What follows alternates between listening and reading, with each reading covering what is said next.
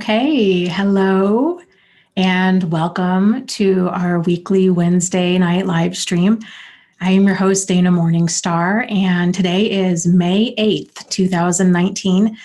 This is a live stream that we do every Wednesday night at 8:30 p.m. Eastern Standard Time. So if you are new here, welcome. And if you are returning here, welcome. Hey, Paul, how's it going? James, Doreen, Maritzia, Karen, hooray, high quality, Alyssa, Doreen, Nikki,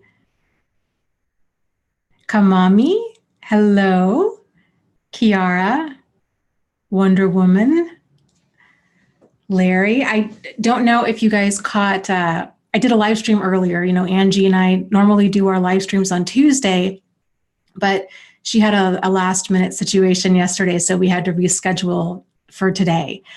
So I was on live earlier today over on her channel, and we had a really great discussion about self-esteem and toxic shame and, gosh, some really important mindset shifts that need to happen. It was a really good conversation. So we can continue that conversation tonight, or we can completely jump to a different topic. Up to you guys. Tanitria says, I saw the live stream with Angie. Very cool. What did you think? Did you have any questions or comments or concerns? Oh, Frankendoll says, I finally caught the two of you earlier. Yeah, I know it's difficult. You know, people work, they have life, and some people can make it during, and then there's time zones. So it's a challenge to kind of, do these live streams to where people can make it. Oh, Grace says that she just finished the live stream with Angie. That's funny.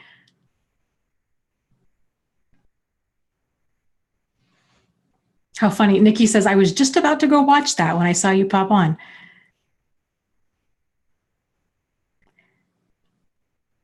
Interesting. Frankendoll says, I enjoyed it. It's been on my mind ever since. And Tanitria says, yeah, I needed to hear it. I was at lunch. Yes, it was, I think, a very important conversation. I've been doing a lot of thinking on kind of some of the more major mindset shifts and kind of understandings that people need, that we all really, I mean, because this stuff's not taught, that we all need to take some time and examine, especially after an abusive relationship. So, yeah. So I guess we can just jump into that. So what the mindset shift we were talking about today over on that live stream had to do with self-esteem. And so I was making the comment that there's two different types of self-esteem. You could look at it as a type 1 and a type 2. Type 1 self-esteem is a person that basically justifies when they're being mistreated. Oh, this person had a bad day, they had a bad week, they had a bad childhood, they're stressed out, they're, you name it. They're drunk, they're this, they're that. They justify it, or they feel like they're to blame. Well, you know what? I forgot to put the milk back in the fridge, and that's why they flipped the lid and they threw a glass of milk at me. Or that's why they began screaming at me or putting me down or calling me names. I guess I'm to blame. If I hadn't have left the milk out, they wouldn't have done that. Type 1. Type 2 self-esteem is where a person's like, you know what? There's no justification for anybody treating me with disdain, contempt, hostility, abuse, inappropriately. Like, I expect to be treated with dignity and respect at all times, especially when somebody is upset with me, because that is one of the most relationship destroying things a person can do, is lose their cool when they're upset and say a bunch of things that they can't unsay. So it's really, really critical to not give somebody else or ourselves a free pass for saying really horrible things when we're upset, because that stuff's damaging and it sticks around, and it's poison. So we were talking about making the shift between these two mindsets, and that's a big part of healing, is shifting from that type 1 mindset where we feel, oh, I guess it's, bad childhood, bad whatever, to the type 2 mindset of it doesn't matter if the person had a bad childhood, a bad day, a bad week, they're drunk, what have you. I expect to be treated with dignity and respect at all times, especially when they're upset, because that's when you can really tell that somebody values you. So, and values the relationship. And it's not too much to ask. It really, really isn't. I know for those of us that have been on the receiving end of a partner that's used us as a verbal, emotional, or even physical punching bag, it can seem like that's asking a lot. Like, oh, where are these perfect people? But the reality is there's lots of people out there and that treat other people like with dignity and respect. And a lot of this has to do with, setting boundaries and stuff early on, nipping this stuff in the bud, or walking away as soon as it starts up, depending on, how egregious it is. Very cool. Alyssa says, I'm at that type 2 level you are describing now, Dana. Yeah, that's exciting. That's a game changer. That is an absolute game changer. And making all of these switches between type 1, type 2, it takes practice, and it's very common for a person to have a lot of self-doubt. Am I being too rigid? Am I being unflexible? Is this fortressing? Especially if other people around you are disagreeing. It can just take it, and it can be a lonely road, especially if everybody in your life is kind of toxic and you're like, well, wait a minute. Oh my gosh, I haven't had any boundaries. And I've justified all kinds of garbage for 4 decades now. And here I am going about setting these boundaries, and everybody around me thinks that I'm mean, rude, insensitive, unforgiving, uncompassionate. They're telling me that I've changed, that I'm no fun, that I'm difficult, that I'm all of these things. And it's kind of in those like churning of the waters within our different social circles, that's when we kind of, we start to go do something different. We go find other waters. And then we find calm, probably for the first time ever in our life. So that's the first main shift, shifting between a type 1 to a type 2 self-esteem. Another big one is, and all of this stuff goes, oh, here's another thing with self-esteem is, I think we were talking about, I've been writing about this all day, so it all blurs together, but it's impossible, really, to set boundaries if we don't have a sense of self. So I've been thinking a lot about kind of the order of operations with this kind of stuff, and it really, boundaries are the bodyguards of our standards, but standards are the result of our self-esteem. And self-esteem is how we basically, what kind of worth or value that we assign to ourselves. So if we don't understand that, if we don't understand our value or our worth as a human being, it's very difficult to set boundaries. And I see this all the time. And I feel like I just figured this out, as this is something that's been bugging me for years. I'm like, man, how do I help people? How do I better explain this so people can make this shift? Because this is something I see people get hung up on time, and I did it too, time and again, is it starts with getting back in tune with who you are. And it's probably not even getting back in tune with who you are. It's discovering who you are and discovering that you have value and worth. And just knowing that it's law, like Geneva Convention law, that, United Nations, we treat war criminals with dignity and respect. Like, this is a human law. Like, this is not something that you have to earn, that you have, none of this. Like, you get this just for being alive. So understanding that you have value and worth, once you can do that, and then shifting that self-esteem and realizing, oh, okay, type 2 self-esteem, then one of the next then we can start, okay, so then once we have an idea of where we are with things, then it's starting to get in tune with your different emotions and understanding kind of what makes you you, and what is uncomfortable for you and what is comfortable for you. When are you being treated appropriately and when are you being treated inappropriately? And then kind of going up from there, when are you being abused and when are you being nourished? So there's kind of these different stages of awakening with all of this. Thanks, Joe, for the live stream donation. I appreciate it. So once you're able, and a lot of these things, these kind of discerning the difference between comfortable and uncomfortable, nourishing and toxic, these are where our emotions come into play, especially the emotions of anger. Well, I would say earlier on, irritability, frustration, resentment, anger, and then fear. So understanding that all of those emotions, they're not just kind of like pesky mosquitoes that are around us that we're trying to get rid of, which is what a lot of us tend to do. They all have a message for us. And the more uncomfortable the emotion, the bigger the message.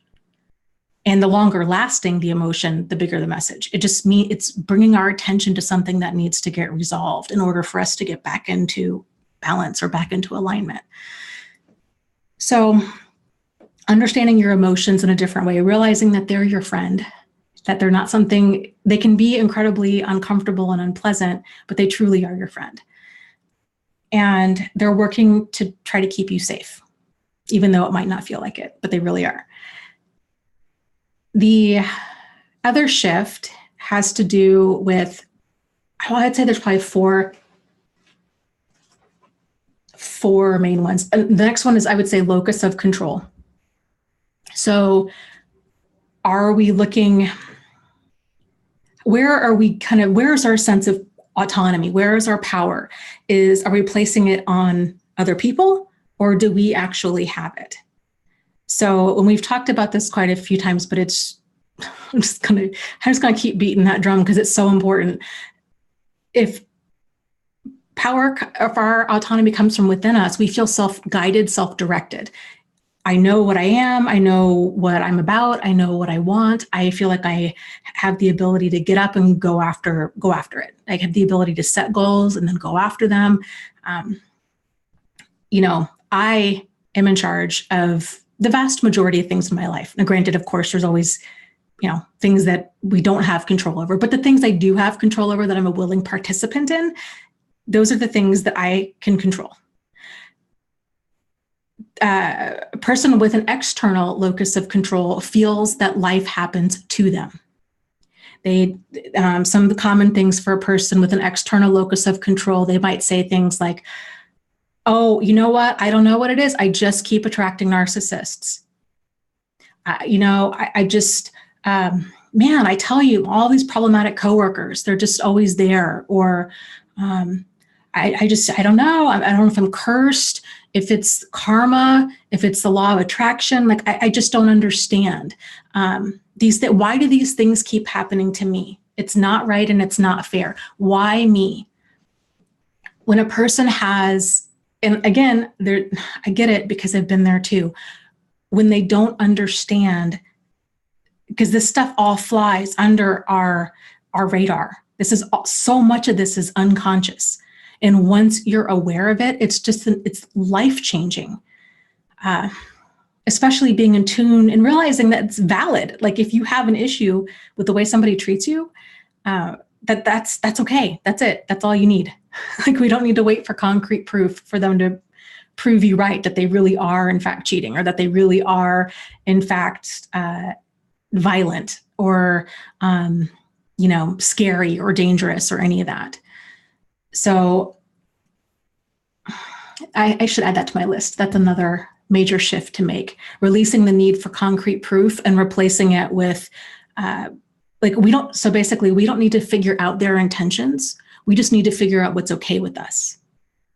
So it doesn't matter. It doesn't matter if the creepy person across the street in a dark parking lot is actually going to attack us. or mug us or what have you, or if they're just walking to their car. Like, we don't need to figure their stuff out, and we sure don't need to stand there and wait to see what happens. Feeling uncomfortable that's it. That's all you need. It's okay. It's okay to cross the road. It's okay to grab your keys. It's okay to grab your mace. It's okay. So that's another big shift. Let's see. What were locus of control, validation. So locus of evaluation of, are we seeking validation from within or from without? If we're seeking validation from within, and there's so many different ways that people can get tripped up in this stuff, and you just get right back into that web of dysfunction. I'm sorry, you guys, I cut my bangs right before I came on, and I have all these little hairs. I thought I got them all off, but they're just all over me. Sorry. I'm probably going to be doing that all night long. Okay, so for validation, it's so vital that we can get to the place where we can validate ourselves, because it's very easy for, and it's understandable after abuse for a person to be like, hey, you know what? I don't trust other people. I don't trust myself. I can't tell when I'm being mistreated. I can't tell a safe person from an unsafe person. It's literally like somebody took a magnet to your internal compass. And part of that, so Nikki was just asking, well, how can we learn to trust our intuition again? My anxiety is so bad all the time. I feel like I can't trust myself anymore. I would say back it way up and focus on just knowing when you're being treated in a way that's uncomfortable. I used to describe this as knowing when you're being mistreated, but then I found that, and again, I get it. A lot of people were kind of splitting hairs with that. Well, how do I know? Like, am I really being mistreated? Like, what if I have some sort of unresolved issue with my mother and I'm not really being mistreated?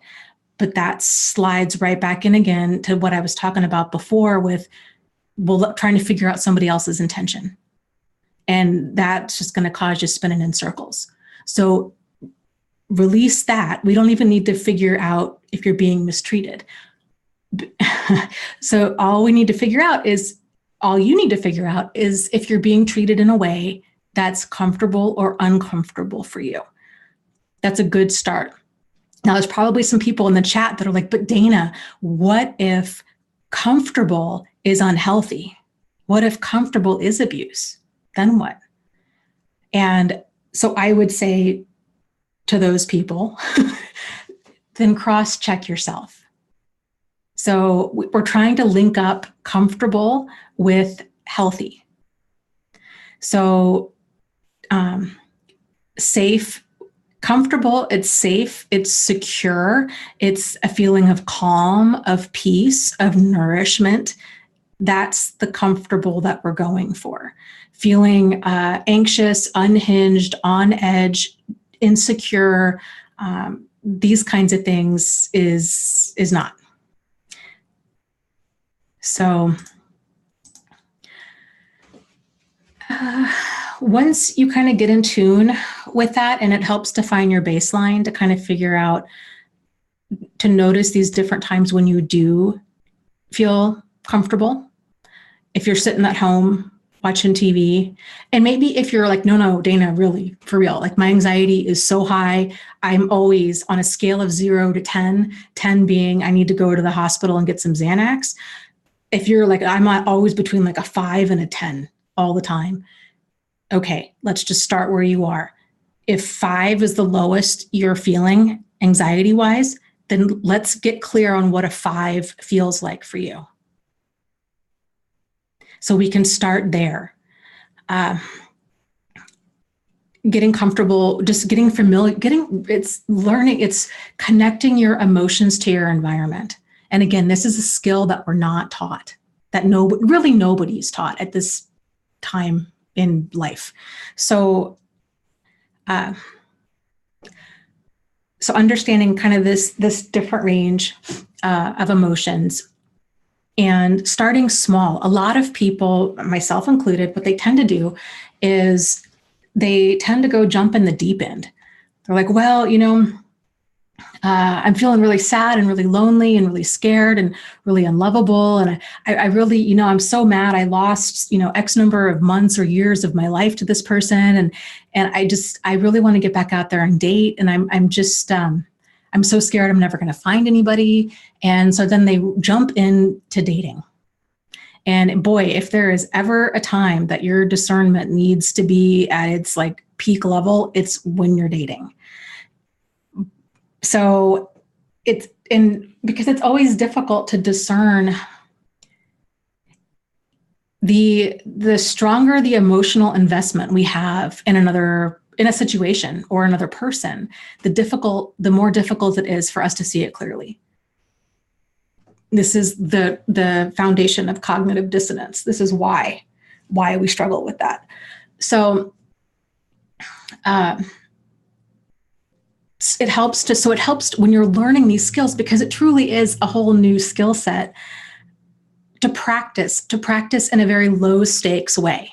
This is why I mention meetup.com all the time. I think it's just such a great opportunity to people watch, to observe the boundaries and interactions of others, to observe how you're interacting with other people, to kind of do a post game day analysis. So on your drive home, you're kind of examining how did you feel? Like, were you left feeling like, boy, I really said too much, or boy, that person really said too much, or that was kind of inappropriate, or this certain person kind of gave me the creeps, or what kind of feelings did you have with that?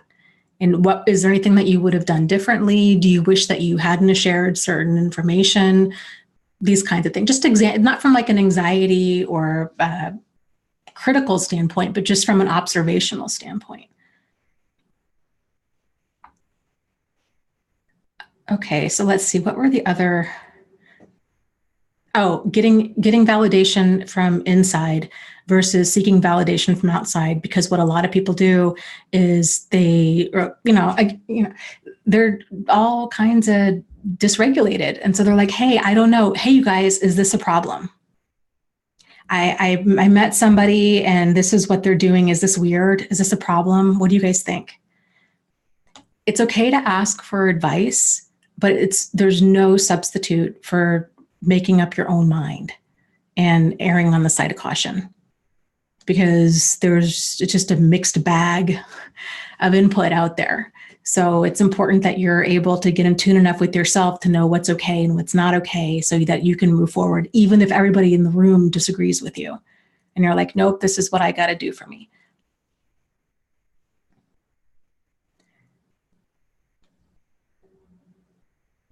Yeah, Fire Moon says, and if you're dating someone and you Google, am I dating a narcissist? You are.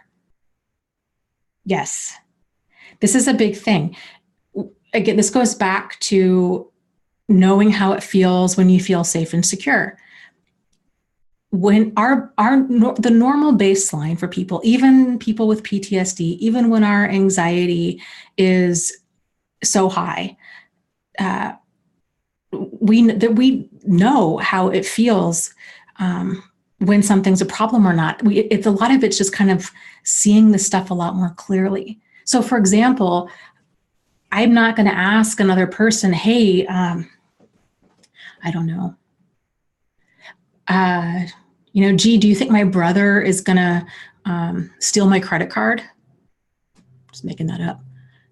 Like, that wouldn't even be on my mind unless he had done something that kind of gave me an idea of he's acting kind of squirrely related to my credit card.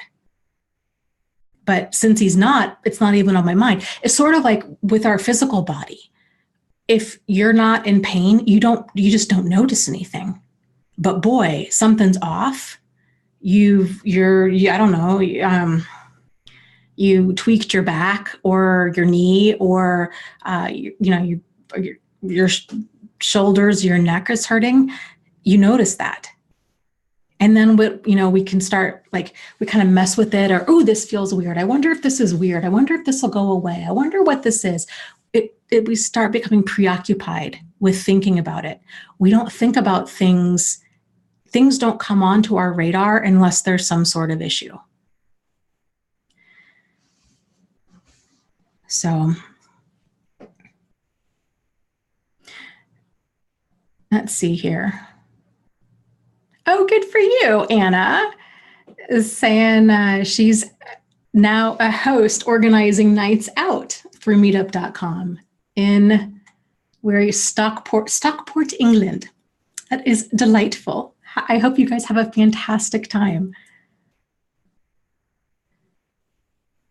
Let's see here. Jennifer says, well, wait, did I miss part of that? Knowing how do I, sorry. She wrote this whole paragraph above it and I'm like, I totally missed that.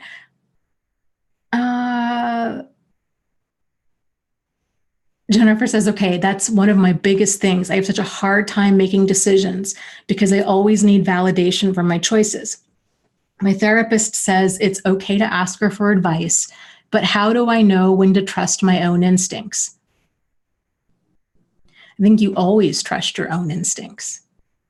So, and remember, our instincts, it's not that they are telling us that something is true necessarily. Okay. It's just kind of like a little like spidey sense. So, and they tend to be more accurate in terms of danger than anything else. So and this is where I'm a big fan of, you just err on the side of caution. If you're walking down the street and somebody's, you're just uncomfortable around another person for whatever reason, you just get yourself to safety. No big deal. You get your phone out, you call a friend, you take a left turn, you get your keys out, you do whatever you need to do. We don't need to figure out the other person's intentions. This is how people get hurt, is because they don't want to be rude. They don't want to, they don't want to overreact. They don't want to seem like they're fearful. And when you're able to validate yourself, then you just don't care. It's sort of like, well, okay, you think I overreacted, it's whatever. Had that person actually done something, you wouldn't have thought that. But it's, because we'll never know how these situations turn out until they happen. And that's just a really silly way to live life, is to wait to get hurt to see if somebody's actually going to hurt us. Just erring on the side of caution. As far as, so I guess with instincts, it's not that we're looking for some sort of absolute truth with like the capital T. We're just looking for lowercase truth truth with a lowercase t. Your truth. This is uncomfortable to me, therefore it doesn't work for me. That's it. That's all you need to figure out. And then it's sort of figuring out, okay, now that I know that, then what? So if you kind of realize, you know what, I just don't like this job, I don't like this relationship, it's just, this is how I feel about this, then the mature part isn't, or I should say is, the maturity is, okay, then I need to come up with some sort of plan. Because when you really value having peace in your life comes from having balance, like some sort of, emotional balance, some sort of emotional balance. If it's really off, if you find yourself, you hate your job, you're thinking about it on weekends, you're dreading Sunday nights, you're losing sleep, you hate your boss, you're just miserable, you're gaining weight, you're losing weight, you're just miserable. These are all signs that something needs to change. And so then it's kind of figuring out, okay, what needs to change? And there's so many of us that kind of grew up with the messages of, oh, commitment's forever, a job is forever, work is supposed to be work, it's not supposed to be fun, that it's somehow normal and appropriate to just be miserable. And it's not. It doesn't have to be that way. Does that make any sense? Does that help at all?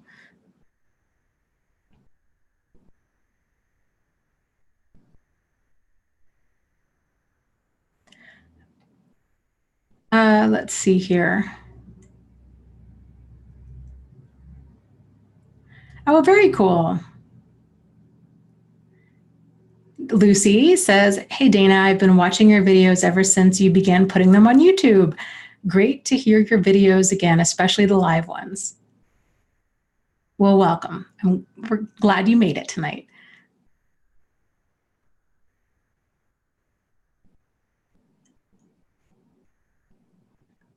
Let's see here.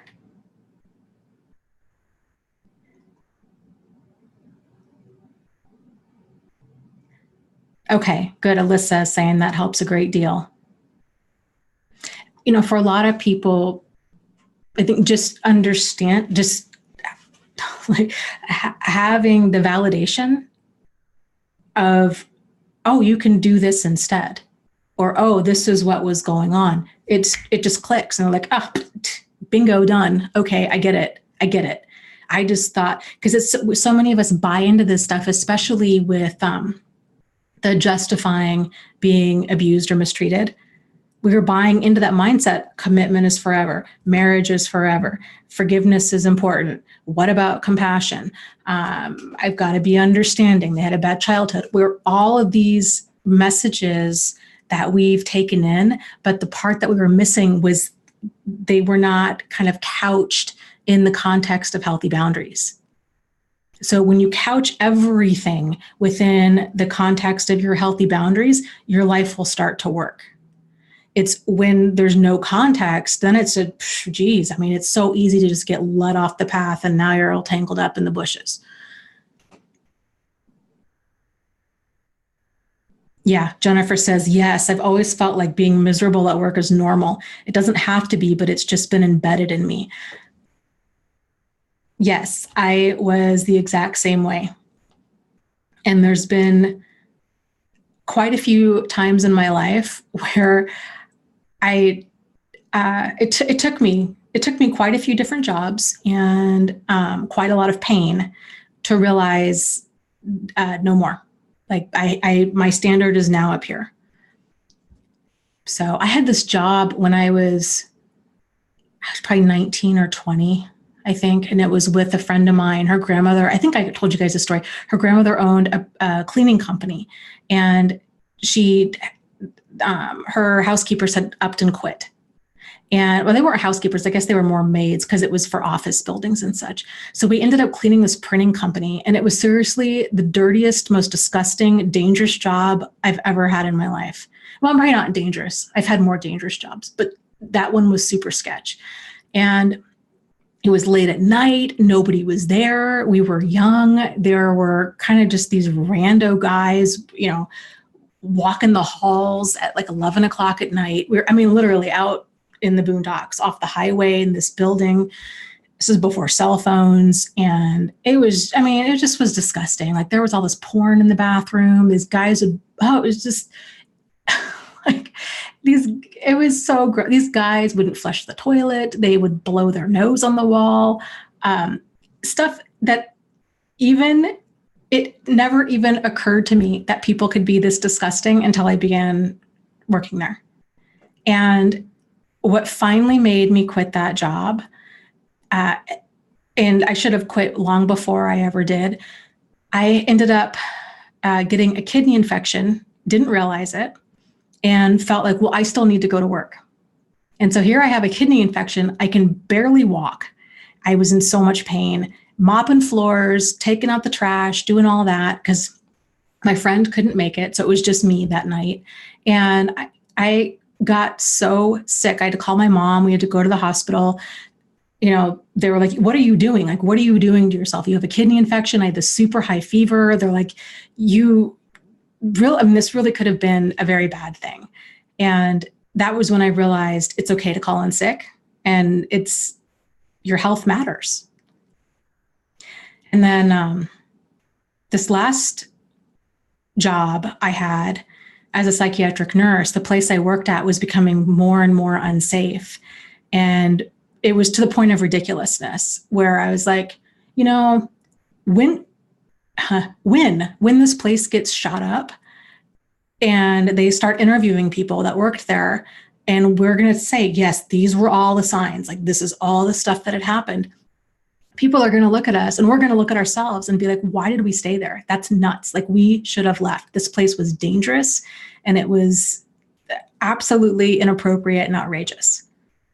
And I really struggled with leaving, but I was having anxiety attacks going to work because it was not safe. So that was the big lesson learned. Like, sometimes safety and sanity first, all the time, always, always, always, always.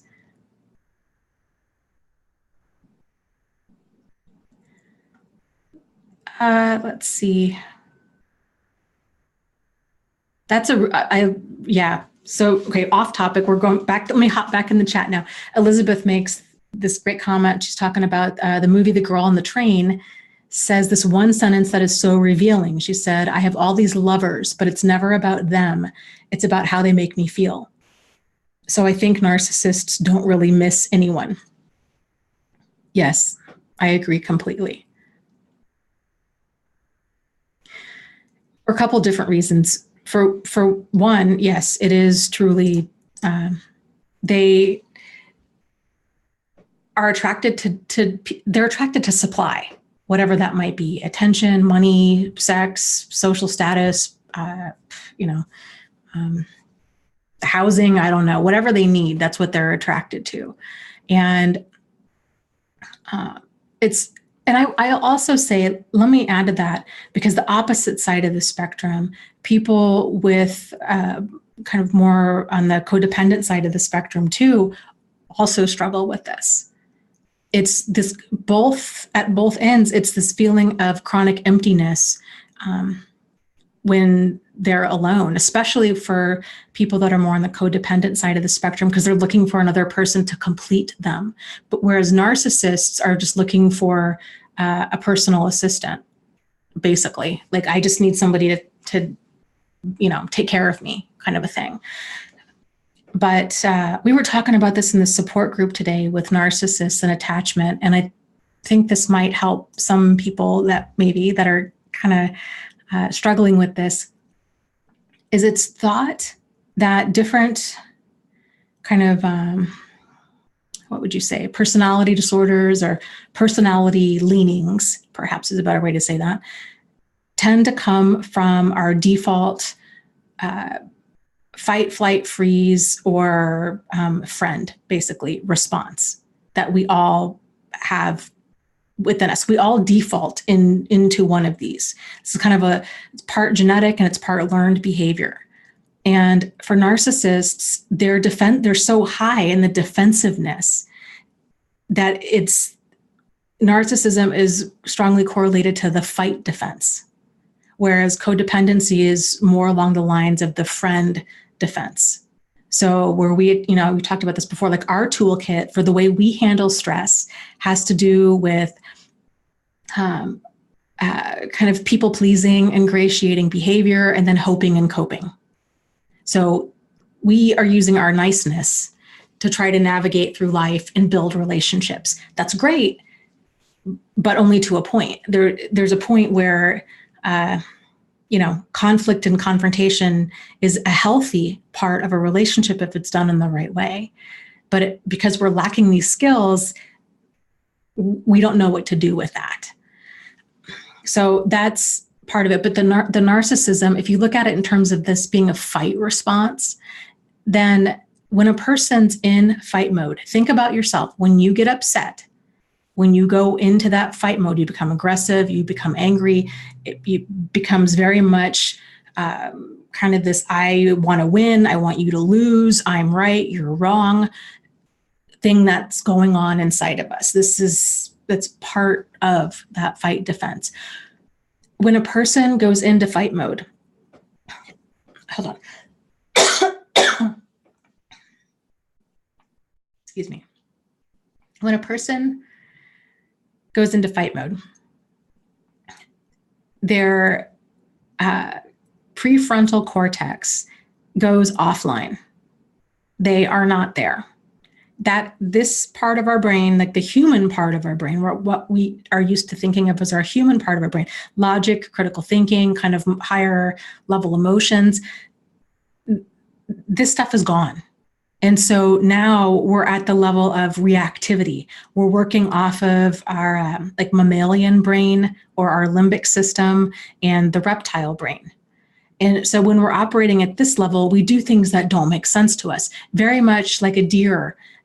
Like, you know, I don't know, here in Michigan, they're everywhere, but you know, they get spooked. And then what do? They might run out into the road. They might run out into the road and then stop and stare at you. They might, I had a deer full on charge my car once and hit my car. I was parked. Okay. Like I did not hit the deer. The deer literally ran, jumped on my car and jumped over it. So they panic and they do whatever. People are very much the same way. So the point of that is when somebody is in fight mode, they are not rational. They are not reasonable.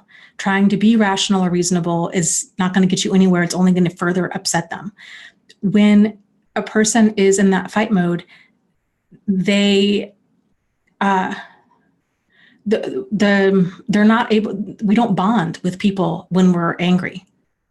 You know, you think about yourself when you're angry. What if somebody comes over and they try to hug you, they try to talk to you, they tell you to calm down. What do? You're like, get off me. Like, you just want to be alone. You're like, just don't touch me. I need my space. I need to go for a walk.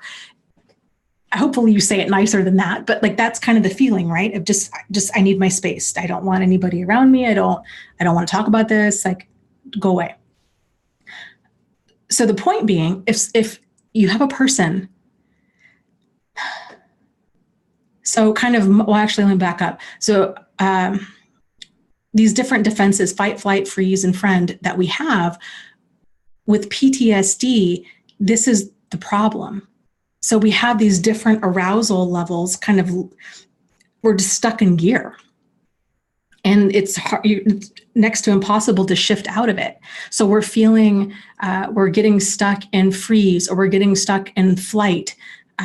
We're having all of this anxiety, this dissociation, this kind of stuff. It's our different physiological defenses are engaged and they won't turn off.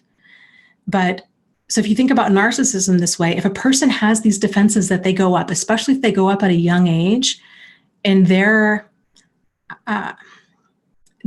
person has learned the lesson somewhere along the lines of being vulnerable equals pain. Letting a person know that I care, being emotional, opening myself up, this somehow equals pain. Subconsciously, they put these walls up. I think the best way to describe this is kind of when any of us are capable of this. A good way to describe this maybe is to think about in terms of like professional distance.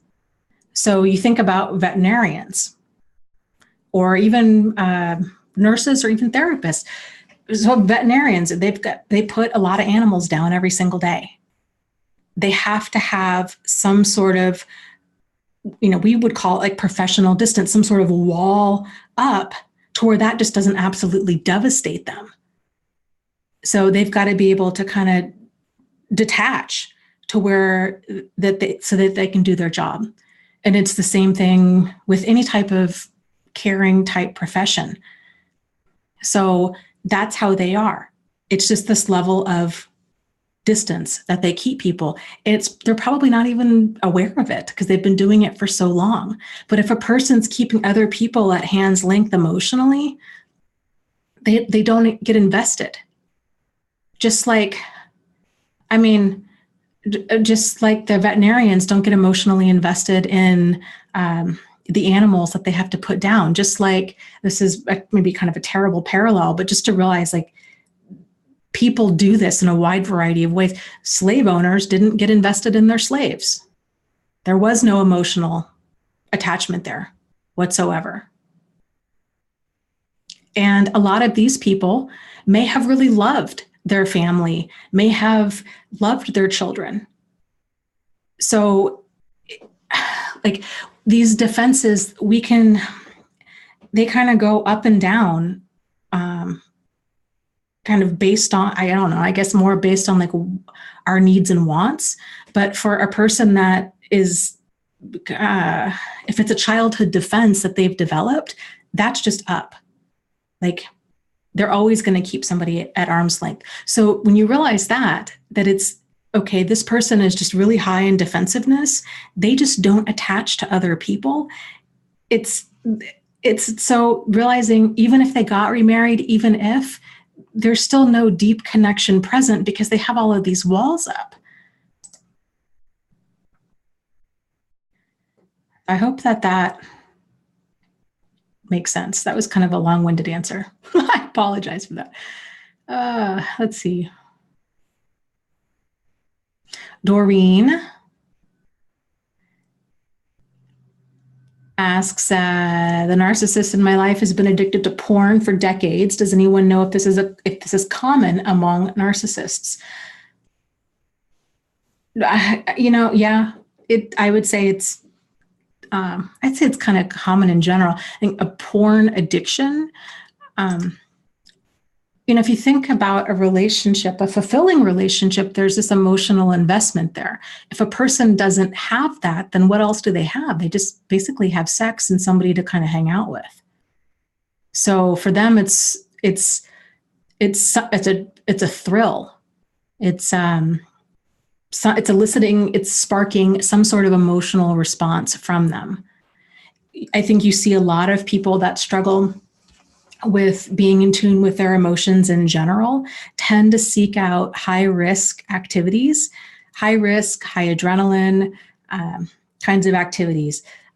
Probably sex addiction would be very high. Probably addiction in general would be very high. Skydiving, bungee jumping, driving fast, these kinds of things. Because it's, I think there's a lot going on with them as to why people engage in a lot of this stuff. But I think a lot of it's just for the thrill of it.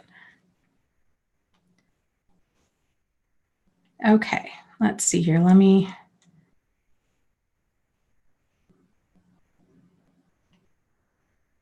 Nikki asks, what is the best way to stop yourself from overreacting when you're in that angry headspace?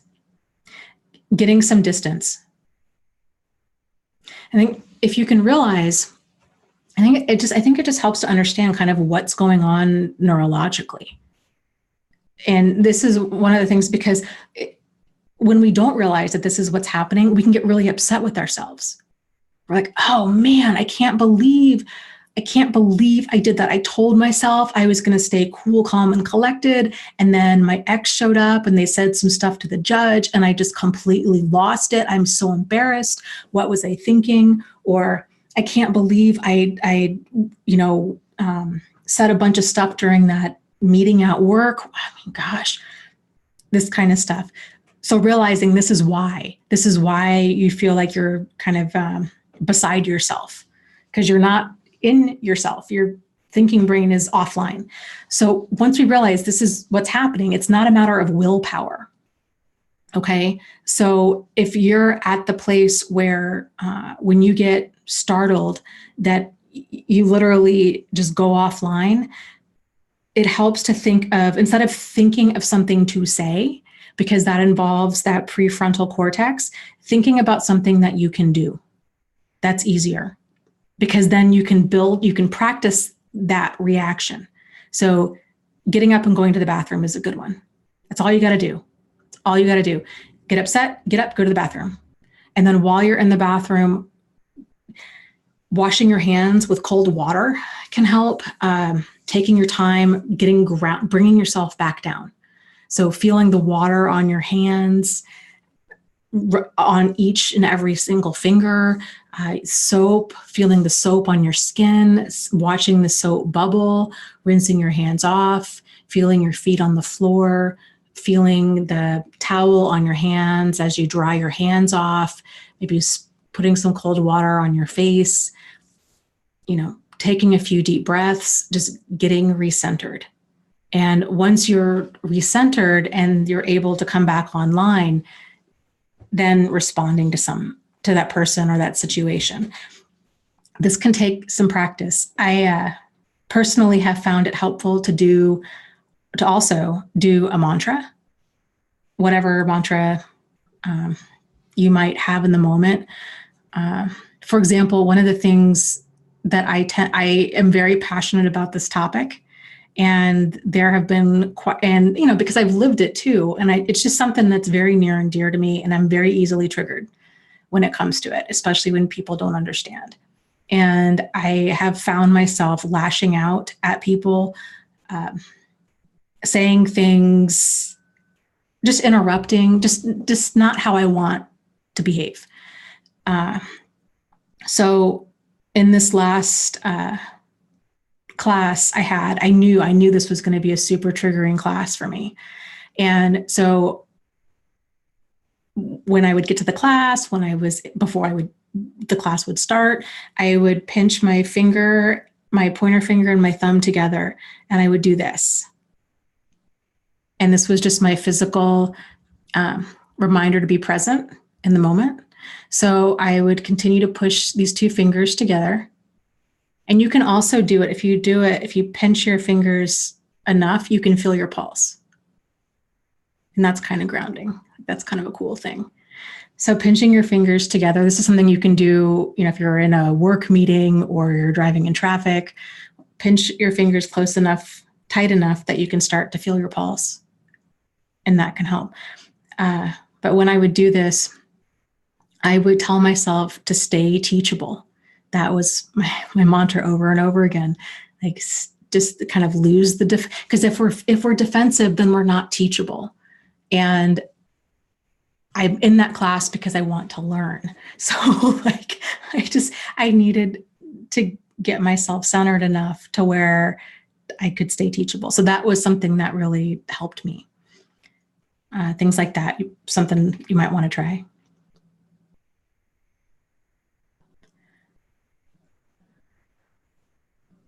Let's see here. Donna says, hi, Dana. Hi, all. Hello, hello. Yeah, Joe is saying Eckhart Tolle, practicing the present moment helped him a ton. Yes, I agree. That book saved my life, really. I'm so thankful that it kind of came into my world when it did. Nikki says, yeah, maybe stepping away is key. I'm at the point that I realize after that initial clap back that I may be wrong. Progress, not perfection, I suppose.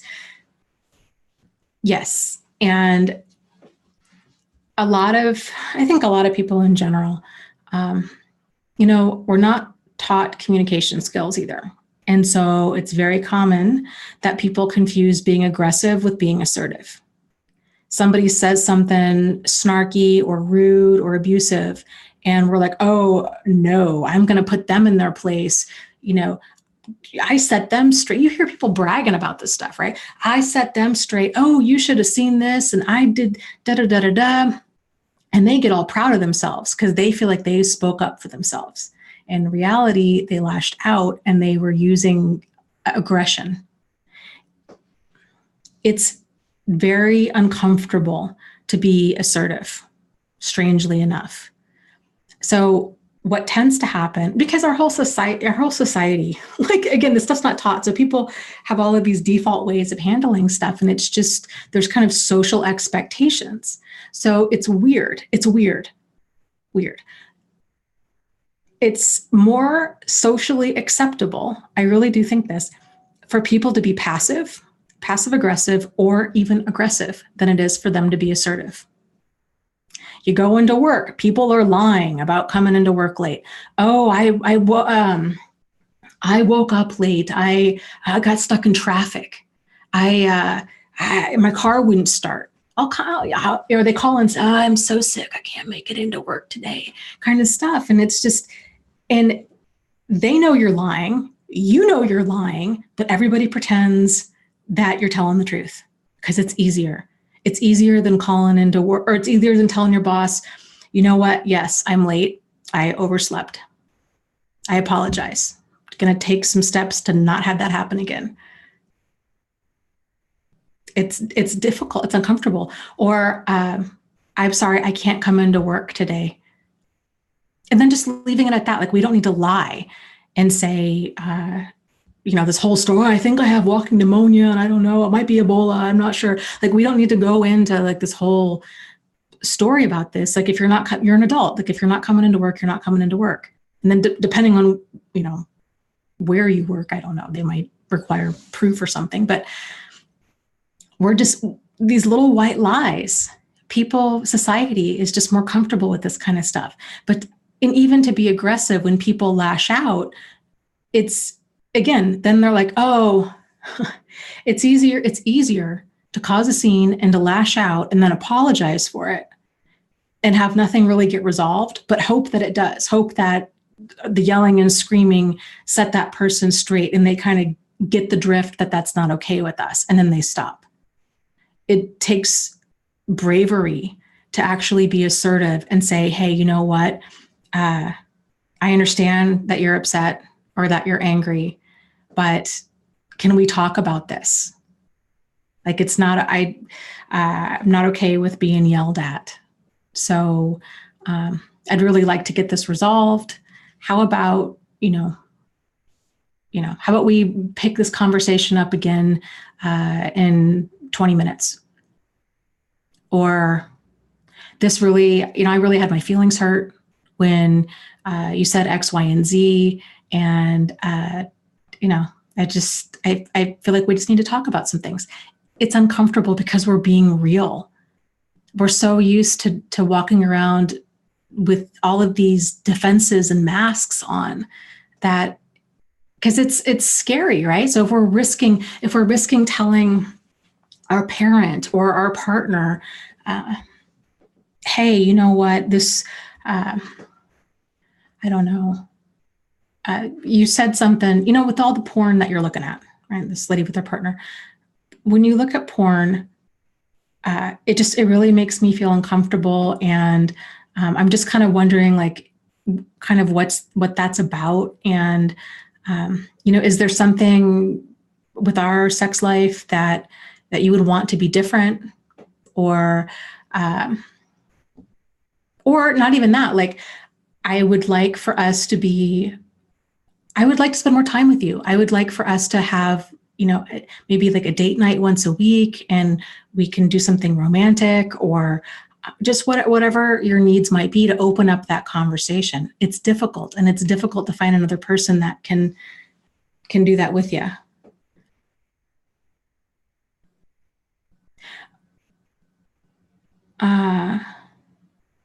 Last, Miranda says, well, what if the person who is yelling at you refuses to calm down? You distance yourself. So you don't just stand there and take it. You get some space. Going for a drive can be a good one. Going someplace where they can't follow you. I guess it depends on the situation that you're in. If this is a work environment, and especially if this has ever happened before, I'd start working on my resume, because that's outrageous and completely inappropriate. If it's a partner at home and they're really tearing into you, it helps. So when a person is in that fight mode, it helps to decrease the defensiveness. It can help to empathize with somebody. So and realizing that it has nothing to do with you. Like, they're calling you all kinds of names, they're saying all kinds of stuff, they're being really hateful and ugly. You don't have to own, and you should not own, any of that. This is this person, they're offline. This is wildly inappropriate behavior, and it's 100% theirs. So if they're getting all agitated, and it can be very difficult when somebody's being so hateful, to just say, it sounds like you're really upset, and it sounds like there's some things that we need to talk about. And I'm all for it. I think this, but you know what? Like, you're obviously very upset. I would put it, this might sound really dysfunctional, but I think it's helpful to just put it all on you. Just be like, you know what? You're obviously really upset. And I feel like that you just need some space. And so I'm going to go do this for you. So I'm going to go for a drive. I'm going to go for a walk. Trying to set boundaries with somebody and assert yourself and say, no, this is not okay with me. You do not treat me like this. When they're in a fight mode is putting fuel on the fire. So just acknowledging, yes, you're really upset. You're really angry. You're frustrated. I see all of this. I hear you. Validating them and then getting some distance and then bringing it up again in a very kind of tactful way. But this is the challenge with these kinds of people, is because it's so much work to try to keep their defenses down in order to get through to them. And it doesn't tend to last for long, because they're always kind of locked in fight mode. Just like a person who's always locked in, what would it be? Like flight mode, who's anxious, it doesn't take a lot for them. Ding, like now, they're at a 5 or a 10 and that's where they are.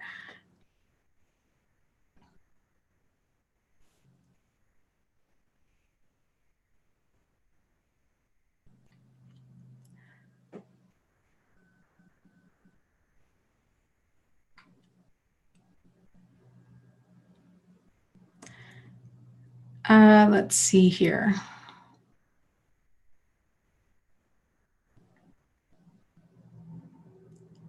Ricky asks, is a codependent the same thing as an empath? No. There tends to be a lot of overlap, I think, between the two. But, and honestly, they're probably born from kind of the same circumstances, would be my guess. So a person who is an empath or very high in empathy is, I would say, very in tune with other people's emotions, to the point where they can really sense the emotional climate in a room. And they just kind of know what's going on. Like you can walk into a room, I don't know, you're at a work meeting and there's, 12 people in there, and you walk in and instantly there's something's off. Like you just read the emotional climate of a room. But the challenge with this kind of stuff is that without proper boundaries in place, it's very easy for a person who's high in empathy to absorb all of this, even to the point where they're picking up like physical ailments. Like, for example, when I was in nursing school, this is before I'd even heard the term empath, doing nursing clinicals was, even just working as a nurse in general, but especially nursing clinicals, was almost debilitating, because I was picking up, you've got, one person that has a broken arm, and I would leave their room and my arm hurt. You've got another person who's all stopped up and they have really bad allergies and their eyes are watering. And I'd leave the room and I'm like, oh my gosh, I feel like a head cold coming on. You kind of just feel what they're feeling physically and emotionally. And it can be very, very draining. And I would say probably a lot of people that are high in empathy tend to get more involved in the caregiving type field, because it's just something, kids tend to be drawn to us, animals tend to be drawn to us, other people will tell you all kinds of things that they never tell anybody. Because there's that connection there, I guess. So, but again, if there's not those boundaries present, then it's definitely a problem. And that's where that overlap is. With a lot of codependent people that have codependency or codependency issues, that kind of stuff is more of these kind of unexamined abandonment wounds, I guess you could say, from childhood. So in chronic invalidation as well. So a person that has codependency is, I should say the overlap between the two is both codependent people and empaths tend to be able to be very in tune with the emotional climate in a room. And they tend to be able to be very in tune with just the emotions of other people, and they can be very driven by that. But empaths may or may not have come. I really feel by and large that there was some sort of abuse, neglect, issues in their own childhood. Or because it's a skill. I mean, it's a skill. It's sort of like if you start playing the piano when you're 2 years old, you're really good at it by the time you're 18. Same kind of thing. When you grow up in certain households where you have to learn, you've got a parent who's abusive or who's an addict or an alcoholic, and there's that unpredictability factor in your home life. You're always walking on eggshells. You're always, you just learn at a very young age what kind of mood is this person going to be in? How do I need to respond to them? Also, how do I keep them calm? How do I ingratiate myself or make myself useful so they don't lash out on me? But again, this stuff is, if a person's grown up like that, it's all they've known. And so they probably don't think of it that way. They might, now that I've mentioned it, but like most people don't, and they're like, I don't know, it's just my mom, or it's just my dad, or that's just how it was. And don't realize these kind of early dynamics really set the stage for later on.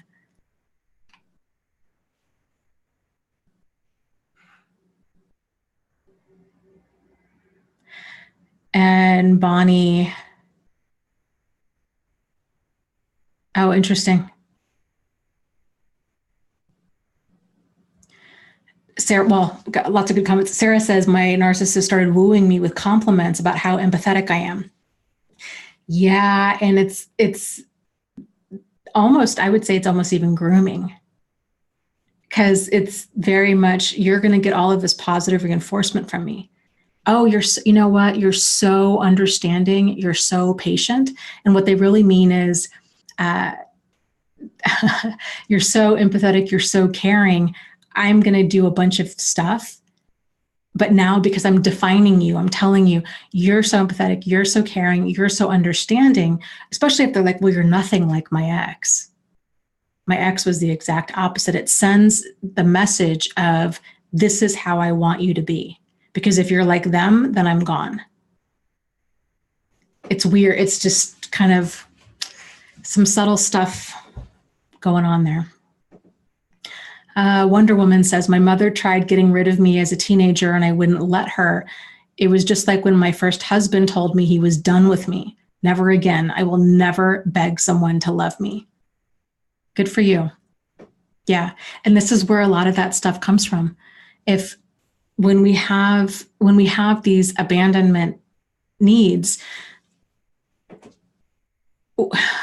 we tend, the relationships that there's just, it's so connected. Excuse me. It's like, if you ever see, I don't know, like on CSI or whatever, like they're doing, or the FBI, whatever, they're doing these, they're drawing connections between different criminals and different crimes and everything. And they have yarn, like different colors of yarn, and they have thumbtacks, and it's just like this spider web that's all over this wall. That's how this kind of stuff is. Like it's all connected, and there's all these different colors and pieces of yarn just everywhere. But with abandonment stuff, it kind of sets the tone, because now we're afraid we've lost that security that somebody's always going to be there, that we can settle into a relationship, that we will be loved. This is the unintended consequence of that. Like, we don't even make these connections. It's just something that we kind of intuitively realize. So then it's this feeling of, well, I don't want to be left again. And I really like this person, so I don't want them to leave me. That's where all of this ingratiating behavior comes from, this people pleasing, this hoping and coping. And it's one of the main reasons that we have a very difficult time standing up for ourselves and being assertive, because we don't want to rock the boat. And there's so much too. And when a person is starved out for love and attention and affection, because these are human needs. It's not narcissism. Like, these are just basic emotional needs. validation, these kinds of things. And you have a predator or an abusive person, I guess kind of same thing. They tend to come on really strong and really fast, and they shower you with all of this kind of stuff, and it can just feel ideal and healthy and intoxicating. And so it's very, even once the kind of cracks in their mask start showing, it can be very difficult to walk away from somebody who's making you feel so loved, especially if we've never really had that before. So that's one of the reasons people tend to stay. But then also, if we're coming from a home environment where and again, I would say this is the vast majority of people, because it wasn't a thing. This is just new. Like this is going to be different, I think, for this next generation. But I think for any of us, nobody's taught this stuff. So having your feelings truly, honestly validated. Oh, somebody creeps you out. It's okay to be creeped out. You don't need to be friends with everybody. You don't need to go sit on every single relative's lap, or give them a hug, or give them a kiss, or, what have you. Like, you feel the way that you feel, and that's okay. So that's kind of the new wave of parenting. This is not a thing for anybody that I've ever met. And I've met a lot of people. So because we're not validated, everybody grows up out of tune with, we're not linking up that our emotions and our environment are connected. And so when that's the case, then we are terrible judges of character. And we tend to continually misread situations and people, because then now we're defaulting off of kind of different biases that we have. Oh, this person's Christian, therefore they can be trusted. They have morals. This person is a woman, therefore, she must be, we got to look out for each other, right? So she's safe. It's okay. If I see her walking down the street, and even if I'm a little sketched out by her, she's not going to do anything because she's a woman. Or this person's old. They're not dangerous. These are all the default things that we kind of, the map of how we understand the world, but the way that we understand the world is incomplete. And it takes getting burned a few times, oftentimes, a few of these relationships to really realize, oh my gosh, the map that I have of the world is grossly inadequate. And so then it's getting back in tune with ourselves, and learning when we're being mistreated, and these kinds of things. Okay, let's see.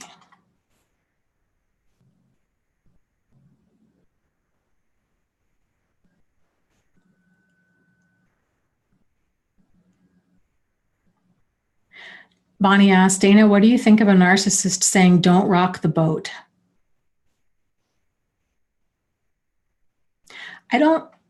I wouldn't like anybody saying that to me. It's basically along the lines of saying, don't say anything. Don't think what you think, and don't feel how you feel. I'd much rather somebody say, well, kind of, why are you thinking about rocking the boat, or what's going on? You know what I mean? Like, just having a conversation about it. But those are often uncomfortable conversations to have. Yeah, if somebody's threatening, intimidating, Morton saying, yeah, don't cause trouble or I'll give you more problems, that kind of stuff, I don't do that. Like, no. As people do this in all kinds of different ways. They threaten divorce. That's not cool. That's that's bringing a gun to a knife fight kind of a thing. So I'm a big fan of, you don't talk about divorce unless you're ready to file. And you definitely don't talk about it to try to get somebody to do what you want. It's just, that's manipulative, and it's not okay. Let's see here. Yeah. Jennifer says, when my old man neighbor used to say inappropriate things to me, every other sentence I thought, oh, he's old and harmless. He has a wife. He's fine. These days I know better. Yeah, I hear you. Thought the exact same way. I used to have these neighbors. I was married. Like, I wasn't a child. I was 25, 26. I had these neighbors who were very friendly, and they gave my husband at the time the heebie-jeebies. He just did not like them. He was very standoffish, and I couldn't figure I was so naive. I just couldn't figure it out. I'm like, oh, they're so friendly, and they always have dinner parties, and it's, and they were older. They were 20 something years older than us, and they were so much fun, and this, that, and the other. And then one day he's like, Dana, I think they're swingers. And I was like, what are you talking about? They're not swingers. Like, they're professional people. They're married. They're, like, they go to church. Like, they can't be swingers. Yeah, they were swingers. It just, we just have this idea of how the world works or how people work. And it's just not that way.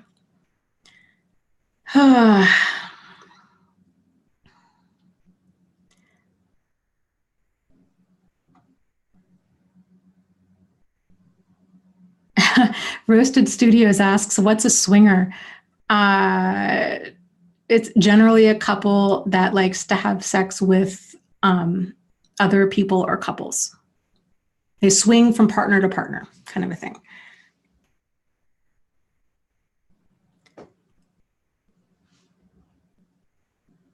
Let's see here.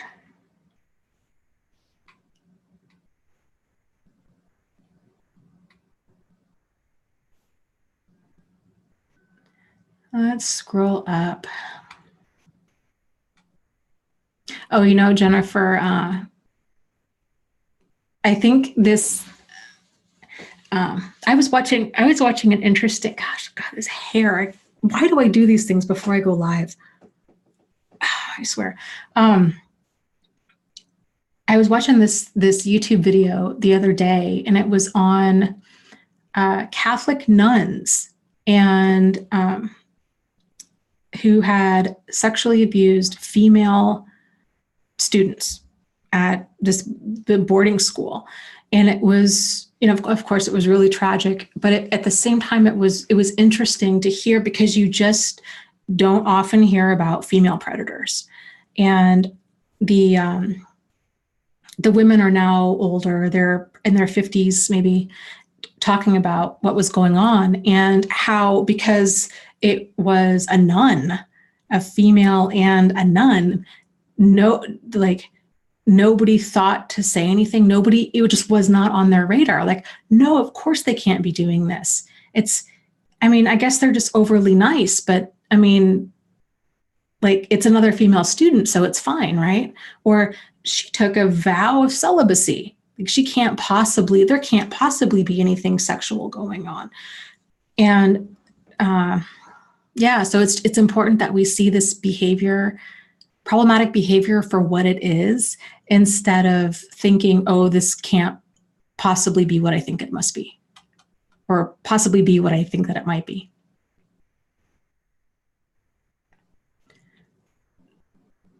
Let's see here. Let me scroll up.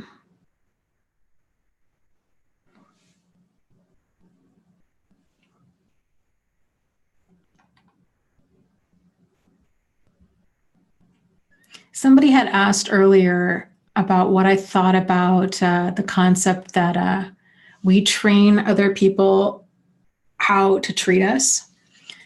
And I think it depends on the environment. I think some people just come right out of the gate, kind of guns a-blazing. And this stuff is all unconscious. For when people are having their boundaries pushed, these things can so very quickly become lopsided and if they're trapped, now they're married. They have They just got a new promotion. They just bought a house and now their boss is sexually harassing them. These kinds of things. Sometimes, these situations can really paint you into a corner, and we're then operating from a place of fear of retaliation, fear of losing our job, shock. Sometimes there's social pressure. You just get married to somebody and then they start becoming abusive on the honeymoon or after you get pregnant, which is very common. There's for those that tend to become abusive during pregnancy or after the baby gets there, from what I have seen, there's smaller stuff that happens before that. There's controlling behavior, there's inappropriate behavior, there's this attitude of entitlement, arrogance. There's all these kind of signs that are there, but they're easy to gloss over. And then once they really have the target, that's when they settle in and they become very comfortable with verbal and emotional abuse at a minimum. But in terms of, let's say, less severe, like lower stakes type situations, friendships, coworkers, this kind of thing, where we can't control how another person behaves, but we can control how we respond to that and how we approach that kind of stuff and how we handle it. So I think I've given this example before, but I guess just hear me out. So there used to be the security guard where I used to work. And every morning, he was at the front desk. Every morning I'd come in. He was very friendly. I really liked his attitude. He did not seem like a creeper at all. He was older. It just was we both were always kind of morning people, like just peppy. I'd walk in, hey, how are you doing? Oh, living the dream, enjoying the gift, better than I deserve. Like these kinds of things. We just, just in a good mood. And so we kind of clicked over that, and we would come up with these different, just kind of over the top sayings every morning. It was just our kind of banter. And then I'd, go to my office and I wouldn't see him the rest of the day. And then periodically, everybody in our office, we would bring stuff. You make banana bread, you make cupcakes, little odds and ends things. People would just bring stuff to work. And so I would too. And then it started progressing into, oh, hey, can I have a cookie or can I have a piece of that banana bread or whatever? And then it kind of grew into him chatting me up more and then kind of becoming a little flirty, which was really uncomfortable. Like, wait, what? Like, this is not, I didn't see that coming. But I didn't know how to address it. And so I defaulted to that toolkit that so many of us do, to the using niceness and then hoping and coping. So I was basically just hoping that he would stop. And so the only thing that I was really changing was my body language. So I was making it a point. We would still kind of banter back and forth in the morning, but I was a lot more kind of short, made less eye contact, wasn't like so approachable with body language. I was just kind of more guarded, like a little more professional distance kind of a thing. That didn't stop. Then, oh girl, you're so pretty, you're so this, you're so that. Just really, and it was only every now and again. And it was so uncomfortable to the point, but I didn't know how to address it. And I felt like I shouldn't have to address it because I shouldn't have to deal with that kind of stuff at work. And it got to the point where I began going into a different entrance in the building in a totally different stairwell. I was going way out of my way to avoid this guy. And then there were certain events. Oh, and because he was security, like we had this, it just was such a nightmare. These classes on, safety and this kind of thing. And then if I had a patient that was violent or there was concerns of aggression, we would have to call security up to be with us in the room. And then that was awkward because it was like, I don't know, I think I'd almost rather just be attacked than have to deal with this guy. Like I'd almost rather risk it kind of a thing. Ridiculous, like ridiculous stuff. So I finally told my boss, who was a woman, and, and I was so embarrassed about it because I was like, I can't go to this. He was teaching one of these like in-service classes on, I don't know, self-defense. That's what it was. It was like basic defense holds and how to break free. So like if somebody, grabs your shirt, grabs your hair, these kinds of like how to break free from that. Told you what kind of patients we were working with. And so I knew that there's going to be a lot of physical contact. And so I'm like, I do not want this guy touching me. I don't want to, no, this is not going to go well. He's going to be all creepy and weird and play it off like it's part of the class. So I finally told my boss, and she really kind of made me feel like it was all my fault. Like, oh, I should have done something. I should have said something. And I was like, well, what am I supposed to say? Like, he's a security guard, and I don't want to upset this guy who I might need to protect me. I don't know. It was very uncomfortable. Anyways, point being, back then I didn't know how to handle it effectively. Now I do. So now the new me would have picked up on a lot of that stuff a lot sooner. It just wasn't even on my radar that he could have possibly been flirting with me. So I would have shut that down a lot sooner, and I would have been, today I'd be a lot more comfortable just saying, hey man, flattered, but I don't get involved with people that I work with. And that probably would have resolved it. But I just wasn't comfortable with stuff like that back then.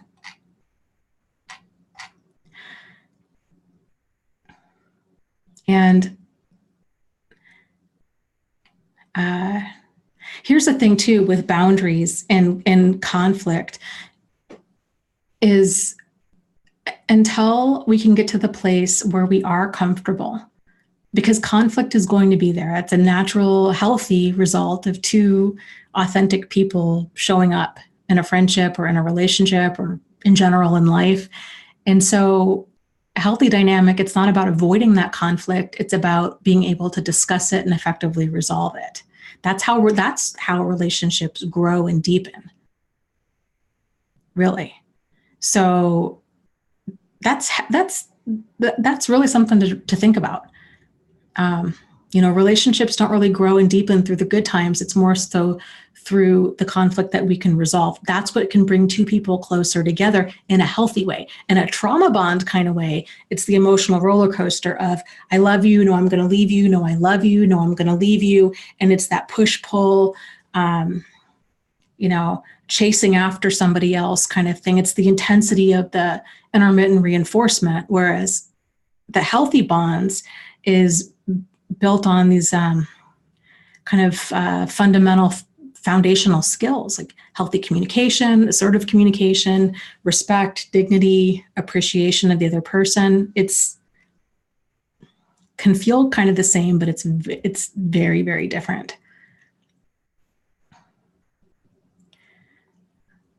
Okay, let's see here. Let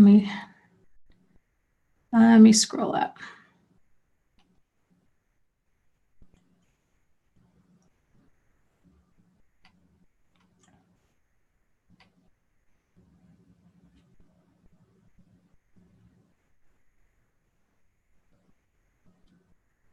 Frankendahl says, I had an issue with a creepy boss. He put his hands down my pants. It was horrifying, but I went up to a higher up. Luckily, the secret was a big mouth. And by that afternoon, 5 other women came forward. Yeah, I think that's kind of how that stuff tends to go. You're most likely never the only one. They tend to do this kind of stuff to other people. Yeah,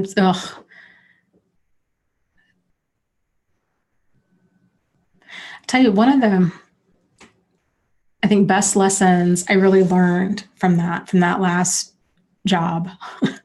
And I had a lot of stuff just kind of hit the fan all at once towards the tail end there, where it was sort of like the universe was like, Dana, you just got it. It's time for you to go. Like, it's just time.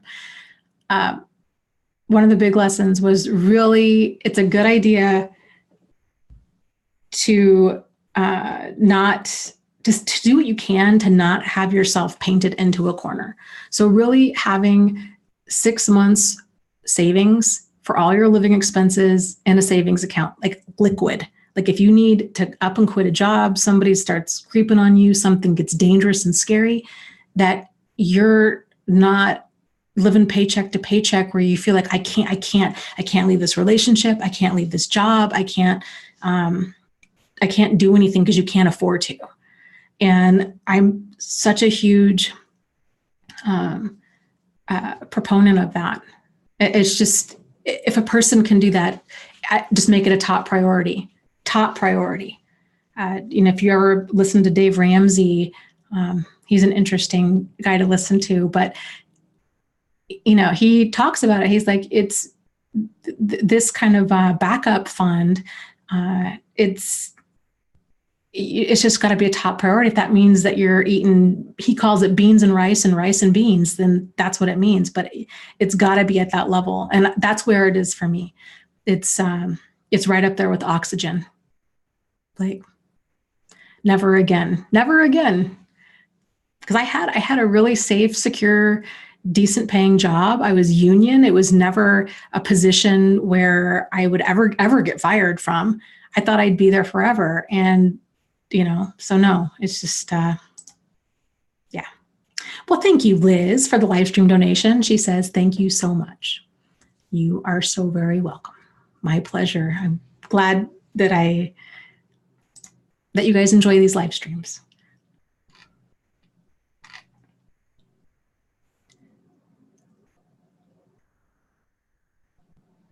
Let's see here.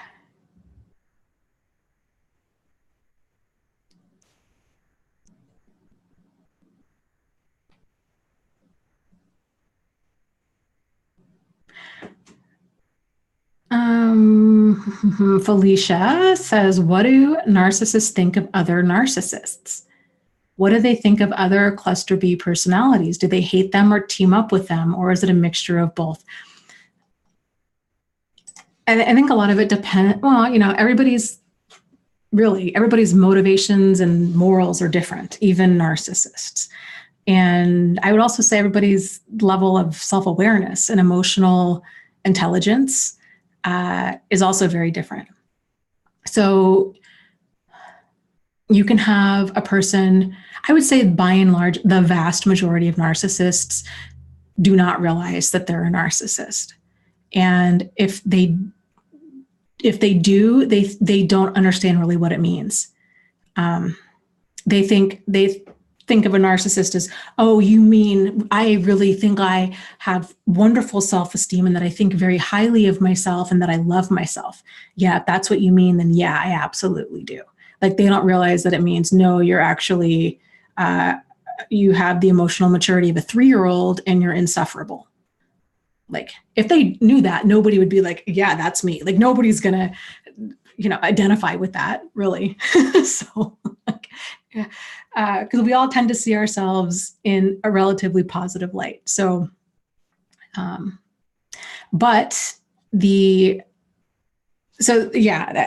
tend to just think that, they're the center of the solar system, kind of a thing.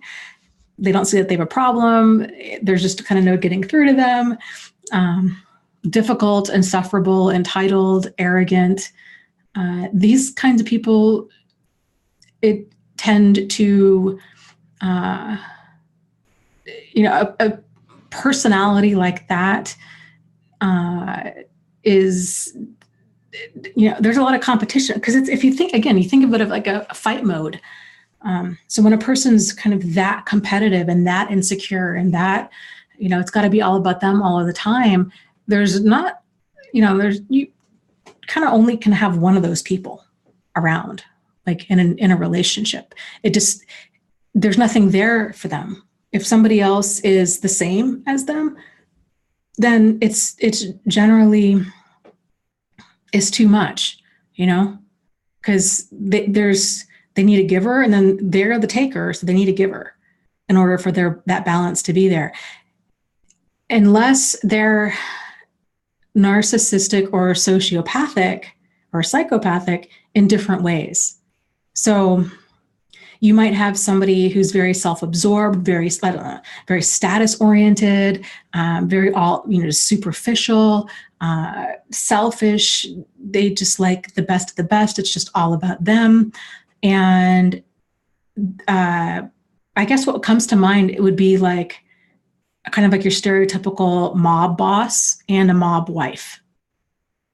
That kind of dynamic. So, again, stereotypical, like she's just all about herself. Kind of the kid is an afterthought. Hair and nails and money, doesn't care if her husband kills people for a living. It's just all about her and diamonds and cars and houses and and he's off lying and stealing and exploiting and doing all kinds of stuff like that. But again, these types of relationships, they don't tend to end well, because when you have two very self-absorbed people, there's no middle ground there. And these are the kind of relationships that end up in murder or murder-suicide. So it's not like they can ever, really make it work, at least not for the long term. There's just no healthy relationship there, because a healthy relationship requires, I forget the word healthy, authentic. For an authentic relationship to be present, you need two authentic people to be present. But when you've got two people that are so insecure, they don't know who they are, they're wearing masks, their lives are full of deception and deceit. They might stay married, but having a ring and living under the same roof is, hardly a marriage. Yeah, Daniel says, sounds like politicians. Yeah, that too. A lot of politicians and their spouses. Nikki says, yes, my trauma therapist was telling me today that my ex sounds like he was prime for murder or murder-suicide, and that I was lucky to get out alive. It's terrifying. Yep. This stuff can escalate very quickly too. This is really, I think a lot of people tend to, they look at physical abuse as kind of their gauge for when to leave. That tends to be the deciding factor. And unfortunately, while that is a good indicator, because abuse tends to be progressive, it doesn't tend to just start off with physical abuse. It tends to start off with boundary pushes, first and foremost. Kind of this entitlement mentality, controlling behavior, jealous behavior, verbal, emotional, psychological, sexual, financial abuse, and then it progresses to physical. However, even though abuse is progressive, it's very rarely, I should say, predictably progressive. So when people are in an abusive relationship, they oftentimes tell themselves, well, but I'm not being hit. Or this person hasn't stolen money from me. Basically, I haven't been attacked by this person.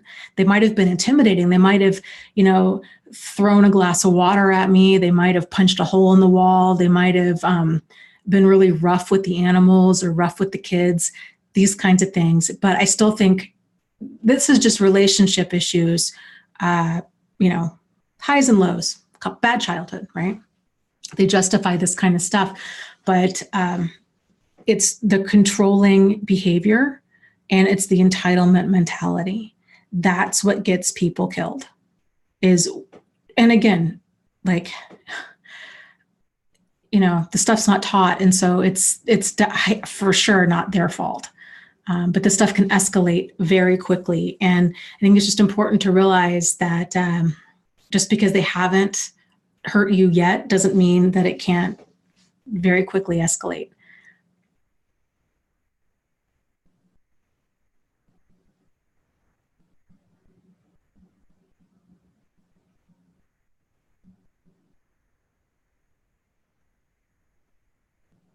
Yeah, Bonnie was saying you have to learn the art of verbal jujitsu to de-escalate a situation like the police do. Yeah. And, that's definitely that's a problem if we're having to learn these, like major conflict resolution strategies that are only taught in like prisons or to terrorist, organization, like counterterrorism groups or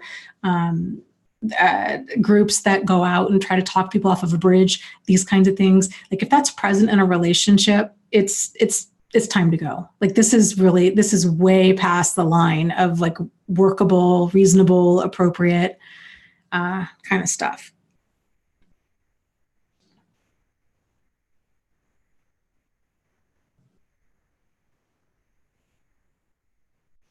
Let's see. Dea says hello from Israel. Hello. Welcome.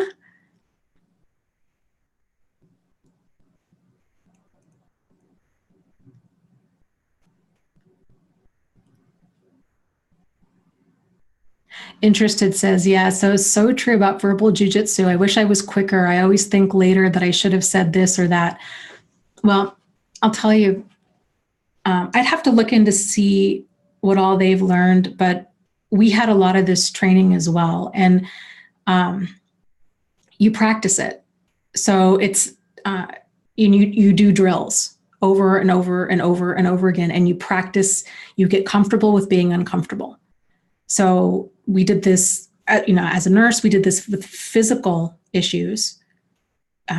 You would run drills. You've got somebody, is having a heart attack right away. What do you do? And we would practice under pressure. We would practice in having people scream at us, scream obscenities at us, getting in our face. We would practice hysterical parents. We would practice all aggressive people. Anything to try to throw it was actually kind of an interesting exercise, trying to throw each other off balance to see, okay, because you want to get it down to where it's reflexive. It's reflexive. Like you don't need to think, because you're also trying to potentially do crowd control. If you've got a situation and there's all these people that are they're panicking. So they're going into fight mode. They're offline. They're becoming aggressive. They're getting in your face. They're trying to shove you out of the way. They don't know what's going on.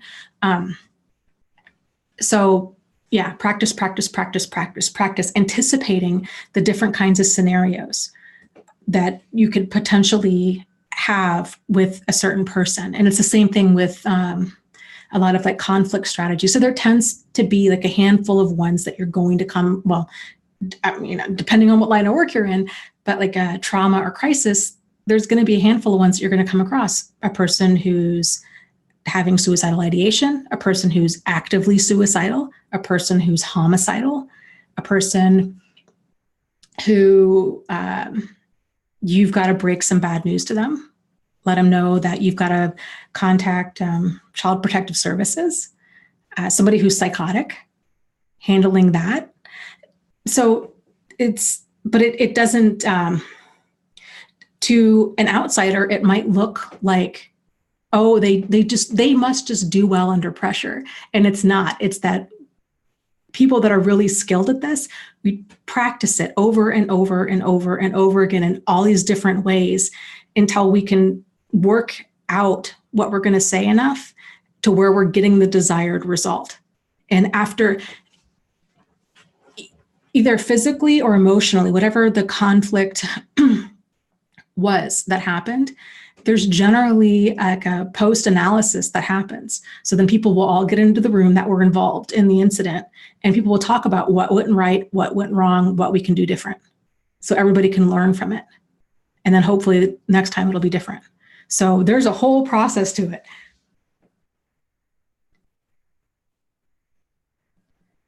Let's see here.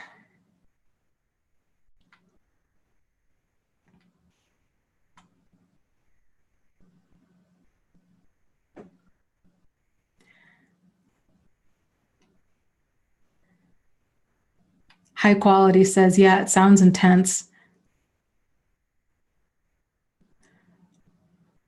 Yeah, it definitely can be. It's amazing how people, we all think that we would handle a situation a certain way, and very rarely we do. because we all have our buttons. And sometimes, you know, if we're hungry, if we're tired, if we're just having a bad day, somebody says the right thing just coincidentally and just hits us at a point where that is just, we just become, we're a live wire. This kind of stuff can happen. I had a situation once, I don't know if I told you guys about this one. We had a secretary at the front desk who, she was great. She had a personality on her for sure. Patients loved her, and she was so wonderful, like 99.995% of the time. Professional, friendly, just non-judgmental, just wonderful. And there was this one time, I don't remember if it was a woman or a guy. Some patient came to the window. They were upset. I think they were on drugs. Became very aggressive, wanted to speak to a nurse immediately. And, you know, she's not going to let a person that's all amped up come talk to us or even come back into the you know, our office area. And this person just starts going off on her, and she was getting ready to fight him. She was standing up, taking off her earrings. Like, it was not good. There's patients in the waiting room. It just escalated like that. She knows better. She knows the kind of people that, you know, not, I shouldn't say the kind of people that we worked with, the wide range of personalities that we would come across. And so then it was like, oh my gosh, we'd never practiced having to actually de-escalate one of us. We'd always practiced de-escalating like the situation, people around the situation. It was quite something. Okay, Brianna, let's see. Let me scroll up.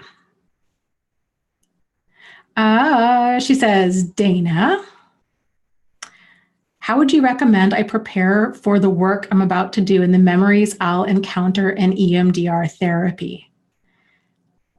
That's a really fantastic question.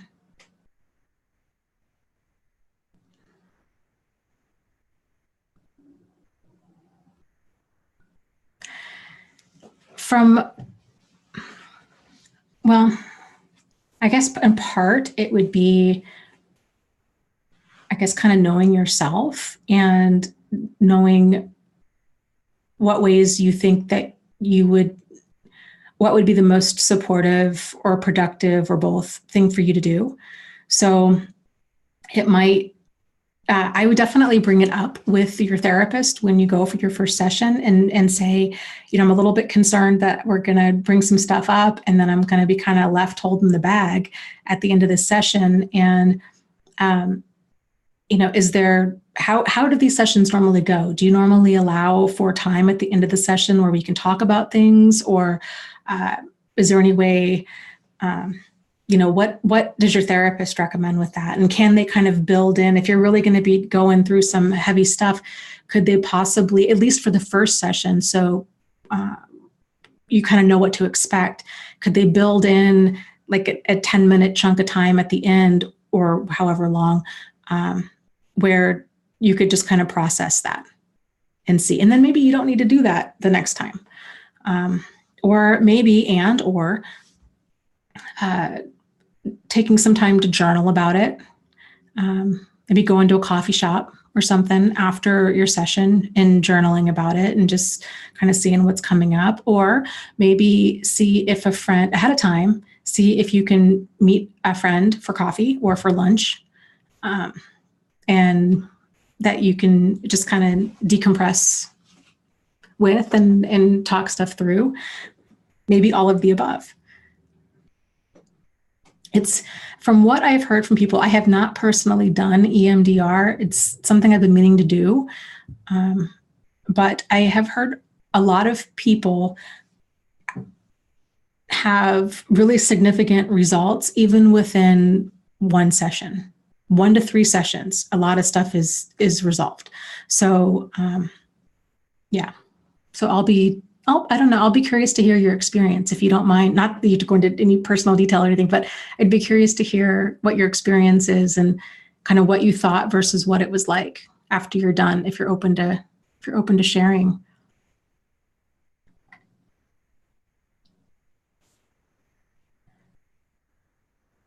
Okay.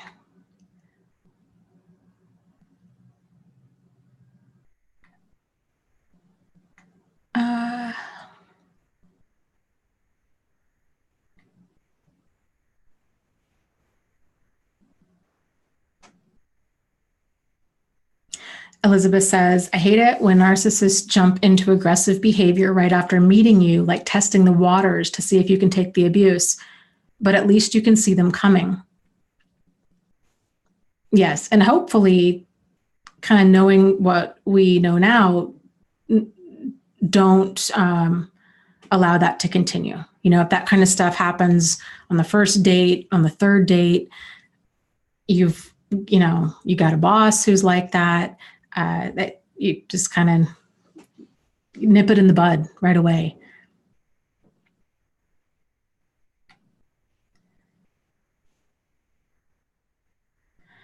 Okay, let's see here.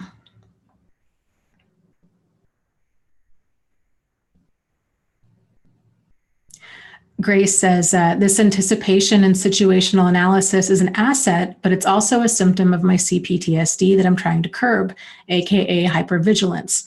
How do I do this, Dana? This is a really valid point, and this is something that I've really struggled with as well. I guess I kind of look at it in the sense of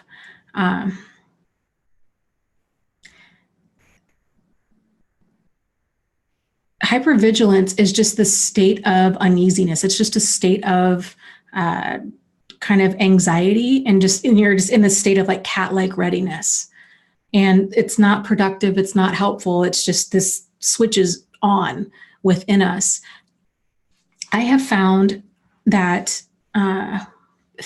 anticipating, to me, this is just preparation. It's, I don't know, it's part of self-care. It's part of being safe. And it's just being aware,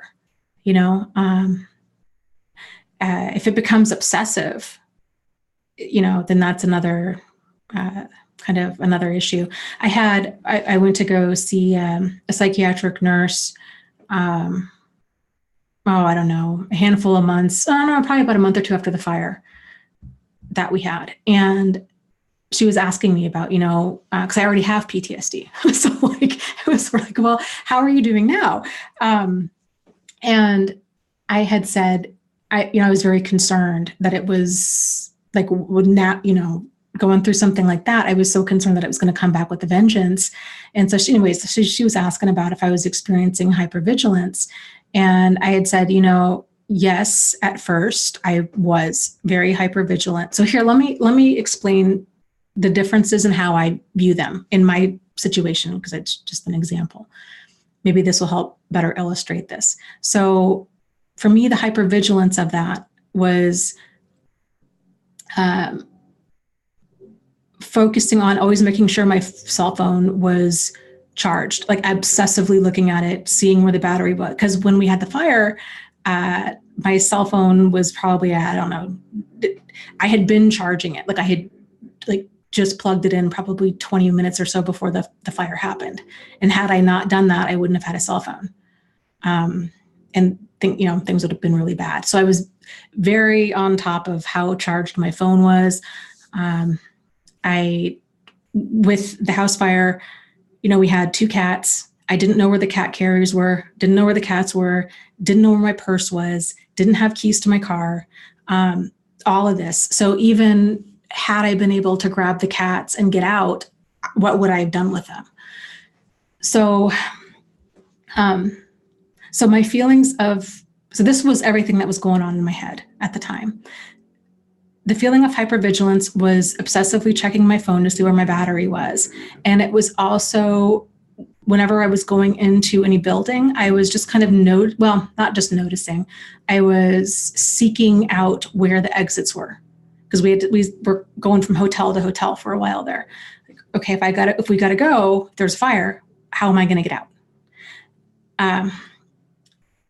So that kind of stuff, and it was almost a panicky kind of feeling. That took about a few weeks for that to really calm down to where it was just a non-thing. But because I felt like there were a lot of lessons I could learn from that, which is being just more aware of how charged or not charged my phone is. Not obsessive about it, but just realizing sort of like when you're driving in your car, like for example, I don't like to have less than half a tank of gas in my car. Because I don't know, it's not hypervigilance. It's just, to me, it's just a good idea to not get all the way down to, you're riding empty and then you're coasting on fumes, hoping a gas station, So to me, there's a difference between kind of taking appropriate precautions and just kind of having a plan. So I went out, for example, of course I have a car charger in my car. We have 2 portable cat carriers. We both know where they are. They're easy to get to, and they fit. That was another thing. The one cat, we have a giant cat. He didn't fit in his carrier. He's too freaking big. So we have cat carriers that actually fit our pets. And I have a spare set of keys on my car, and I have a spare set of keys with a friend. So having that plan in place, I don't think about it because I handled it. So it's done. I don't consider that hypervigilance. I just consider that, responsible, appropriate kind of behavior. And Jack asks, is your cat a Maine Coon or just extra fluffy? This cat he's not a Maine Coon. He's just huge. Just a big fat cat. And it's 100% Travis's fault, for the record. Not my fault at all. That cat is that cat addicted to temptations. It's ridiculous. But I think back to the kind of planning part of, the hypervigilance thing, I think ironically, what does help to calm it down is coming up with a plan of, okay, if you're feeling on edge, that to figure out, okay, let's just follow this thought through. What could you do? If the house were to catch on fire again, what would I do? Okay, well, I have a spare set of keys on my car. I know where the cat carriers are. We have, hardwired smoke detectors now. My phone is, I very rarely let it run all the way down. If that happens, it's an accident. So knowing that I have a plan in place just makes me feel more safe and secure. So when people are feeling hypervigilant with other people, I think a lot of that comes from they don't know how to keep themselves safe. So it's this feeling when all we have in our toolkit is niceness and hoping and coping, that's not going to keep us safe. And so then learning about boundaries and deal breakers, and physical distance, that it's okay, having that validation, it's okay. If somebody makes you uncomfortable, like you can get up and leave. You don't owe them anything. Like it's okay. It's okay. It's okay.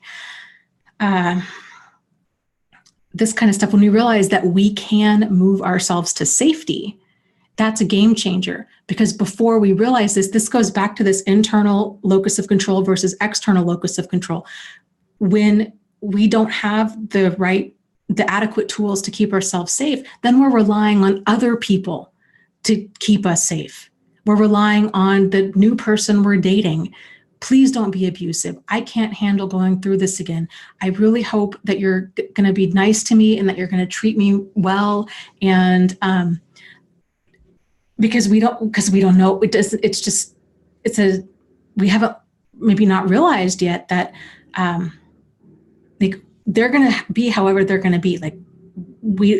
Time will tell, but we can control our response to that. So we don't have to rely on them to not hurt us. They're going to behave how they're going to behave. We're going to respond to that appropriately. Let's see here.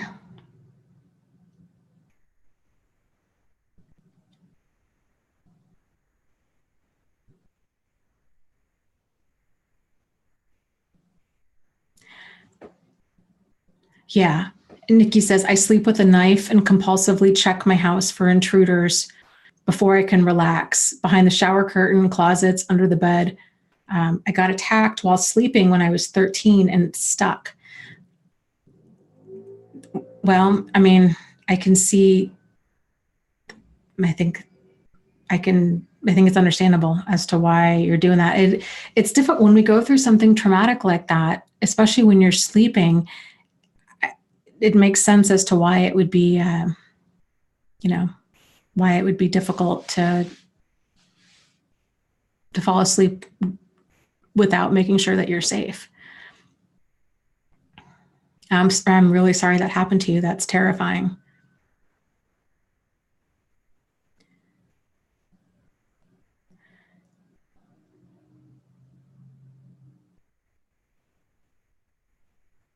This might not be helpful. Maybe I shouldn't even say this. I don't want to fan the flames of your anxiety. I have this weird thing with shower curtains. It freaks me out if I can't see through them. And kind of for this, I am very easy, and maybe it is a hypervigilance thing. I'm also very kind of easily spooked, very easily startled.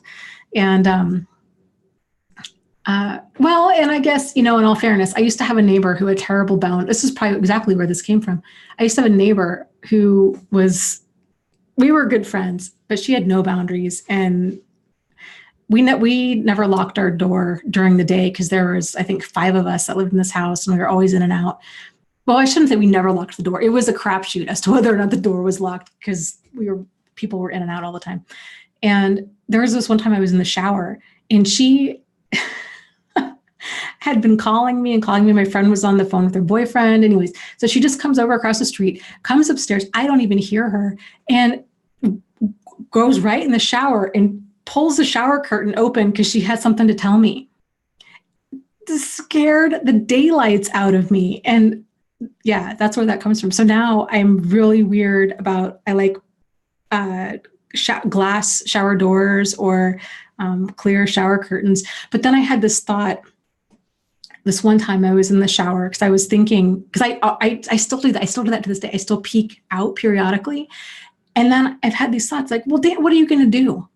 Like if there's somebody there and you peek out, what's more terrifying? I don't know. Like, so I still do it, but it still kind of freaks me out when I think about that.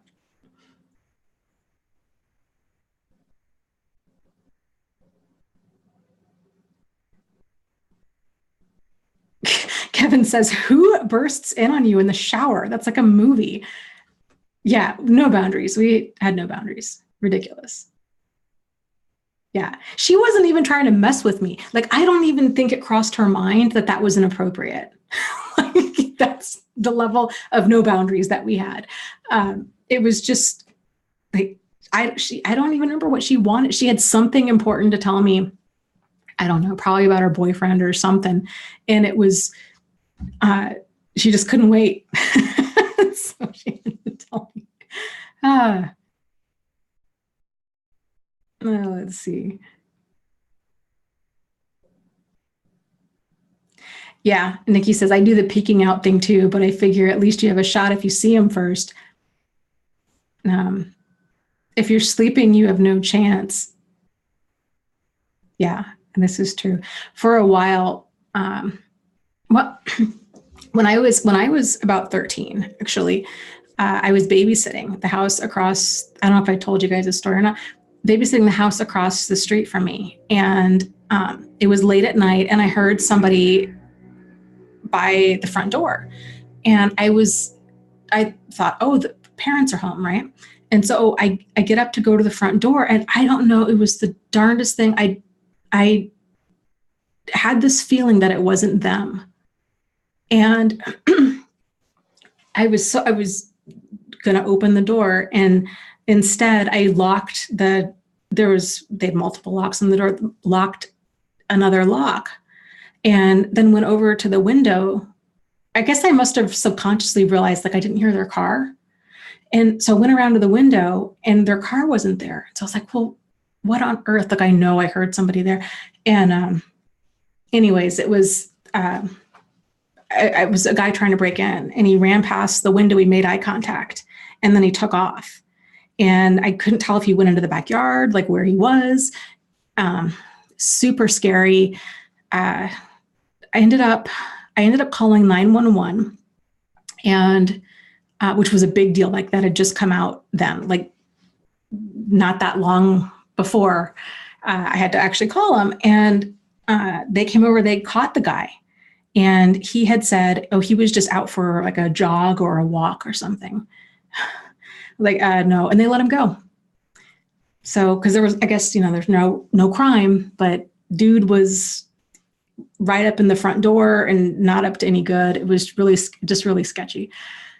So, yeah. So, anyways, my ex-husband was military, and he was gone a lot for months on end, always deployed somewhere. And I still have a hard time sleeping alone at night. And when I do, I have a hard time sleeping with the light off. And I think it's also due to that situation. So when he was gone, I would sleep with all of the lights on, and I would wedge a shoe underneath the door. So somebody couldn't, even though my bedroom door locked, I would wedge a shoe under there. So, and we had a gun. But yeah, scary stuff.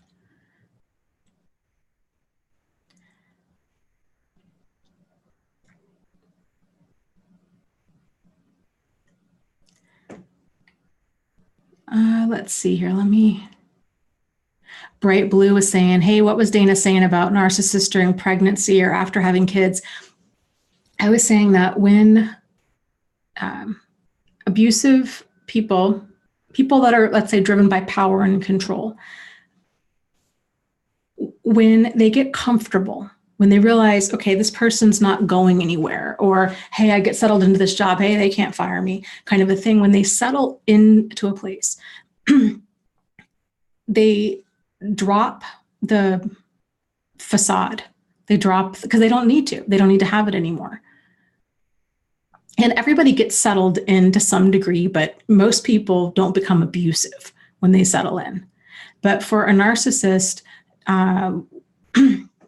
when they get pregnant or their spouse gets pregnant, it's very much like, well, where are you going to go? Like, you're complete.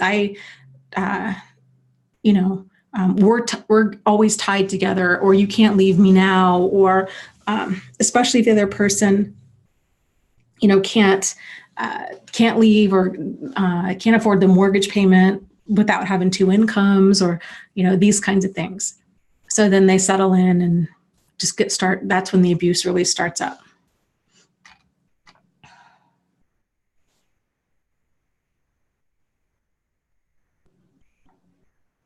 Oh, thank you, Paul. I didn't realize you were still here. He says, thank you so much for what you do, Dana. A lot of love for all of us in our very precious group.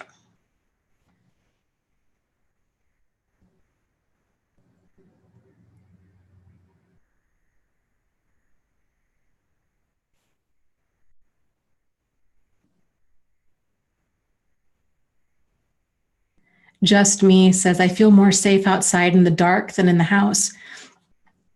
I figure in the woods, I'm the scariest thing out there. I still carry, though.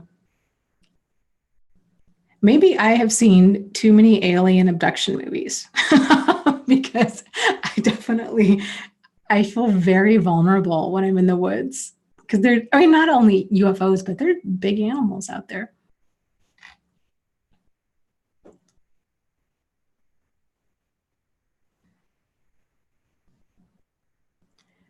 Let's see.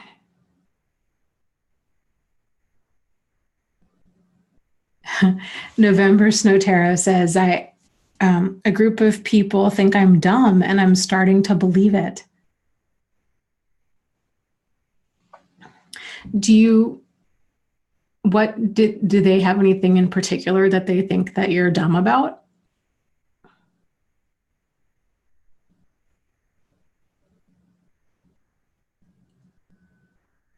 And I guess, why are you Why do you feel that you're starting to believe it?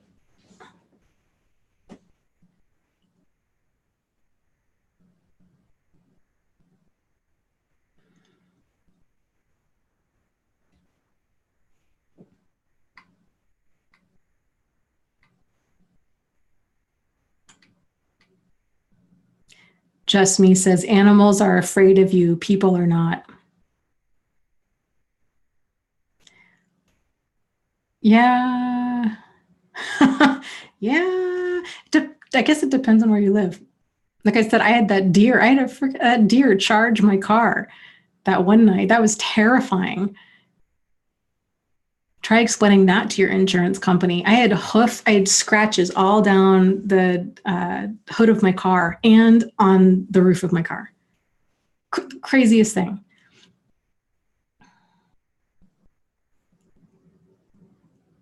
Okay, that's an interesting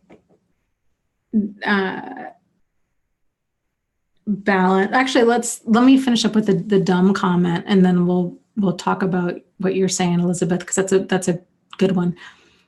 Ricky made the comment. He says, it's a common statement by soulless narcissists to say you're dumb. Yeah, and Truth Seeker says you're probably in a narcissist infested circle. One can spoil all.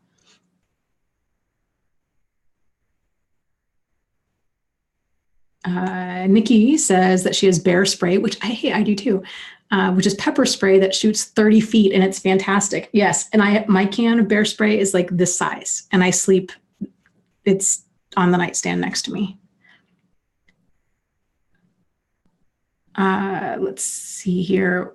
I'm curious to know about the dumb comment.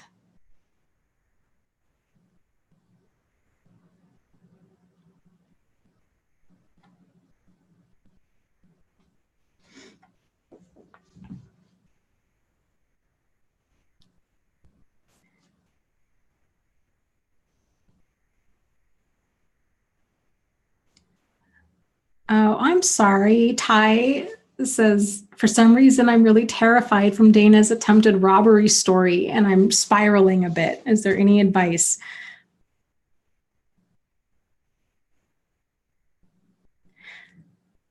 Well, I think, just realizing, okay, there's different ways that you can keep yourself safe, and that there's lots of things that we do have control over, and that we really, by and large, we live in the safest time in history. We really, really do. We've got windows and locks on our doors, and, there's different alarms that people can get, and just all kinds of stuff. So it's, we do what we can out there.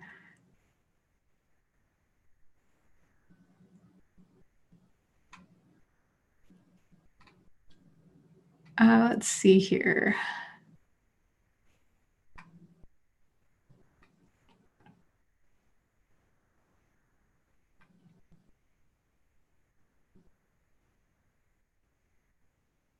Okay, November says, they just make me feel so incompetent at work, and I have anxiety now.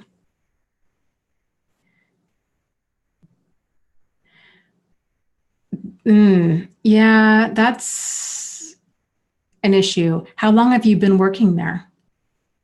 And it's a certain group of people, and are they supervisors, or kind of who are they?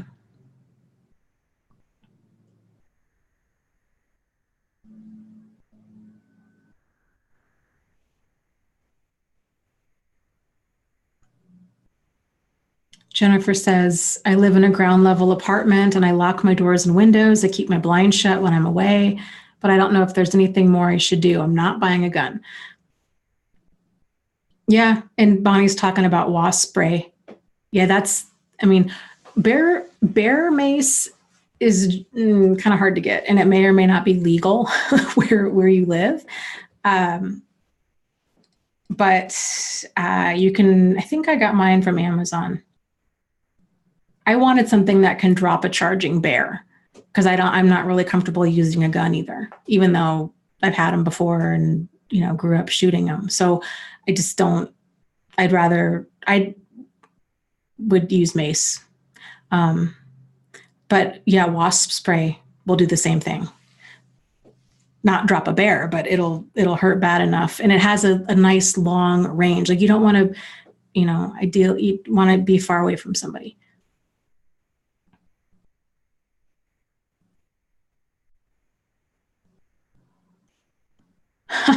Happy Camper says a local Amazon distribution center had a mild crisis when a can of bear spray was damaged by a forklift. Nobody hurt, but it was on the news and the place was evacuated. It made me think of you, Dana. That's funny. Okay, November Snow says 2 months. You've been at this job for 2 months. They're coworkers, and the popular girls talk about how dumb I am, and now everyone is turned against me. But the worst part is now that my confidence is shaken, and I feel dumb, and I mess up a lot. Yeah, it's that kind of stuff. When people. It sounds like they're bullies, because if somebody really was interested in, you know what, you're new here. Of course, there's going to be a learning curve. Like, of course, you're not going to just, show up on the scene and do everything perfectly day one. Even if you've been in the field for 20 years, like there's still going to be things that you're going to need to learn. And if they're just being ugly and they're saying things and they're pointing out every single little thing that you're doing and fault finding and just trying to kind of rattle you like that, that's not you, that's them. Because somebody who is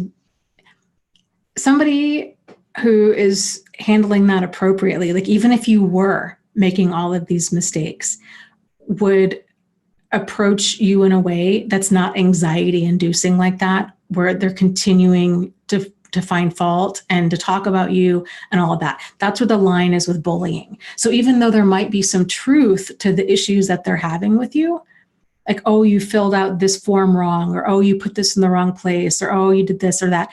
Even though there's truth, the way they're handling that is not okay. So I would maybe talk to your supervisor and let them know what's going on. And if those coworkers have any issues with you, I would see if your supervisor can step in and have them, if they have any issues, to talk to your supervisor, and then to tell your supervisor, hey, I really want to learn. I'm making all these mistakes. Now I feel like I'm walking on eggshells and I'm so scared to mess up because I keep hearing about how I'm doing everything wrong, and I'm hearing it from a whole bunch of different people. It's really rattling me. I like my job. I want to learn. If I'm making mistakes, could you please let me know? Like, could we meet every Thursday for 20 minutes at the end of the day, and you could review with me and just kind of give me some feedback. I think if you can put somebody else in there between the two of you, that can help a lot. Especially, hopefully your supervisor is a decent person and can break that kind of stuff up. And if your supervisor sees like, hey, she's really trying to learn, this kind of stuff, most places are going to be willing to work with you.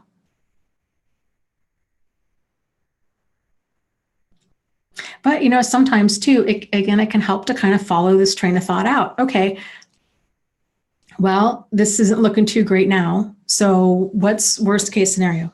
Okay, worst case scenario is they either get me fired or I up and quit. Okay, well, if the worst case scenario involves me not working here anymore, then it'd probably be a good idea to have an updated resume and to kind of keep your feelers out for other places, and to, have some money socked away. And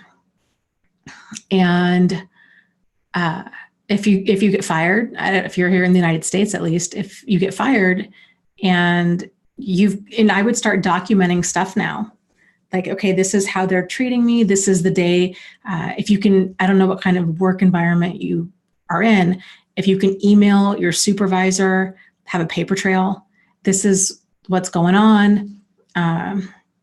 You know, if I'm making mistakes, I'd really like to know, please, would you be free once a week or once every other week to kind of review some stuff with me, blah, blah. If they fire you, then you claim unemployment until you find another job. So kind of realizing, okay, like how would I handle worst case scenario? Sometimes that can take away the fear, because sometimes the fear is just the unknown. And especially when we're being bullied in a situation like that of, oh, yikes, you know, what do I do? What do I do? Kind of a thing.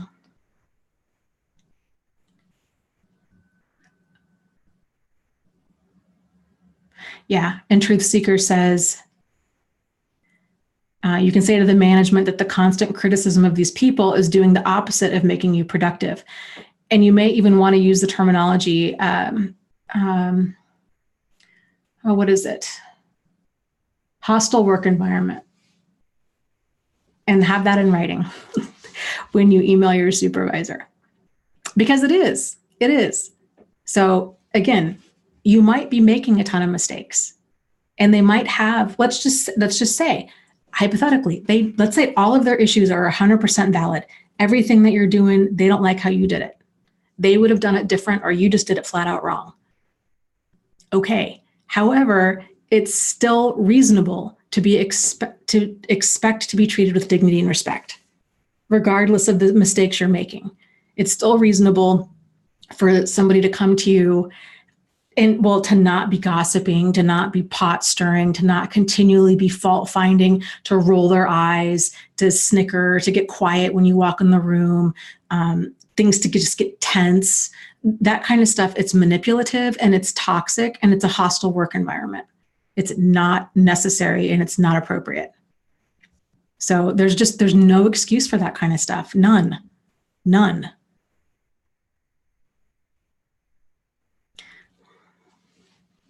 But you aren't dumb. You know, each of us has our own learning curve. And they thought you were competent when they hired you. So they didn't think you were dumb either. You know, we all have our own learning curve, even just assuming like if they're just bullies and if they're just fault finding and nitpicking, the stuff that you're doing might not even be a legitimate issue. It's just they're basically just lighting firecrackers under your feet to see you dance, kind of a thing. If you can show them, well, you know your situation the best, but it can help to not give them the reaction that they're looking for. So if they, for example, if you ask a question and they would say, well, you really should know that by now. Like, or why don't you know that? Like, are you stupid or something? What, and then they're just snarky or rude. Think about some sort of comeback to that you could say, oh, well, you could, just don't, again, really trying to not internalize this kind of stuff. So if they're like, oh, well, what are you, stupid or something? Just say, oh yeah, I guess I must be. So how do I do this? Just don't own it,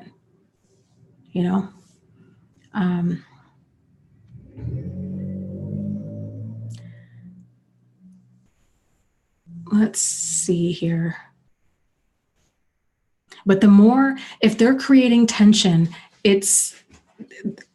they're trying to make you uncomfortable. So if you can not let them know that you're bothered by this, let's say if you're avoiding going in the break room because you walk in there and it's just this icy chill from them, this kind of stuff, go in there, totally act like you're just oblivious and go in. It's uncomfortable, I get it, but trying to just play it cool, calm, and collected. Get in there, sit down, like you guys are totally fine, no big deal. Play around on your phone, pretend like you're reading a book. The whole goal here is to let them know that what they're doing isn't negatively impacting you. And then I would go ahead and talk to your supervisor. If your supervisor's friends with these people, I'd be really watch how you say things. But you might want to say something like, There's been a lot of concerns about my performance here at work and stuff. And, I just, if your boss is friends with them, I would say something like, I think you're the person to go to because you really know this stuff the best. So I figure it'd be better for me just to work with you so I can make sure that I'm doing it the way that you want. That would be one way you can say it. And then to tell them and see like, if they bring up issues, oh, you didn't do this right, you didn't do that right, direct them to your boss. Oh, you know what? You need to go tell Sharon. She's making a list. We're going to be meeting together every Thursday at 3:30 to review everything.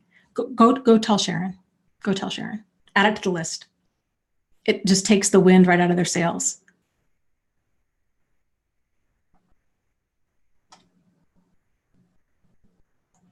Yeah. And then sometimes too, realize that it's okay to leave. It's okay to leave a job. Like if it's really, I had a coworker that was one of the reasons I left my last job. Just, my God, talk about anxiety. I was coming home, I was crying. I was dreading going to work. It was just unreal. She was gaslighting me, completely lying about certain things, making it seem like she'd mentioned, oh, Dana, this is, you forgot to do this and you forgot to do that and you didn't do this and didn't do that. And there was like kernels of truth in everything that she was saying. But she's like, I'm just really worried about you. Like, I'm concerned. I mean, you're too young to have Alzheimer's, but like, I'm just really concerned. Like, it's just not good. I'm worried about you. Like that kind of stuff. And thank God I knew about gaslighting and psychological abuse, because she would have really done some damage. Especially since we'd been kind of quote unquote friends for a couple years at that office. So the tension was awful. And I did exactly that. I went and talked to my boss because I was terrified that she was trying to get me fired, which I'm pretty sure she was. And I told my boss, I said, hey, if I'm forgetting things, I like my job. I want to do a good job. Please let me know. And let's work out a plan. And then I told my frenemy, I just now call her Voldemort. I told Voldemort, hey, gosh, I sure am messing up right and left. I think it'd be a really good idea for you to write all this down and then go to our boss with it and let her know, because I'm going to be meeting with her once a week and working on it. That really put an end to a lot of that, because then my boss could see this woman's insane. Like, she's totally harassing me.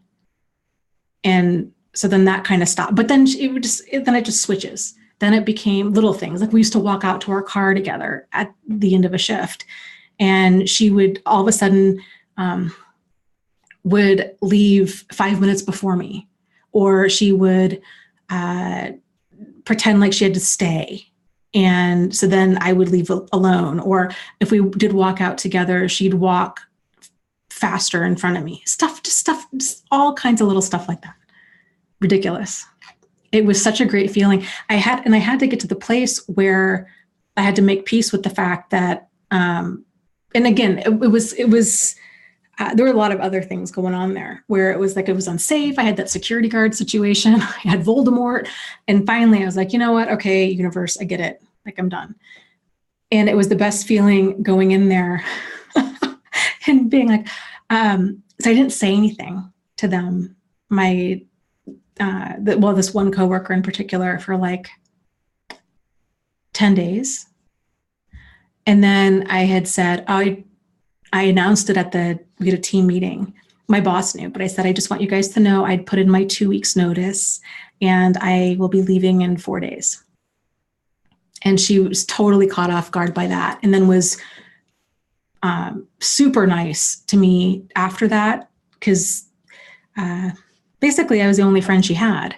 And then she realized, oh no, I can't just bully her at work and pretend like I'm not, and then still have her in my life. So ridiculous. Awesome. It was great to dump all that in her lap. Okay. Let's see here.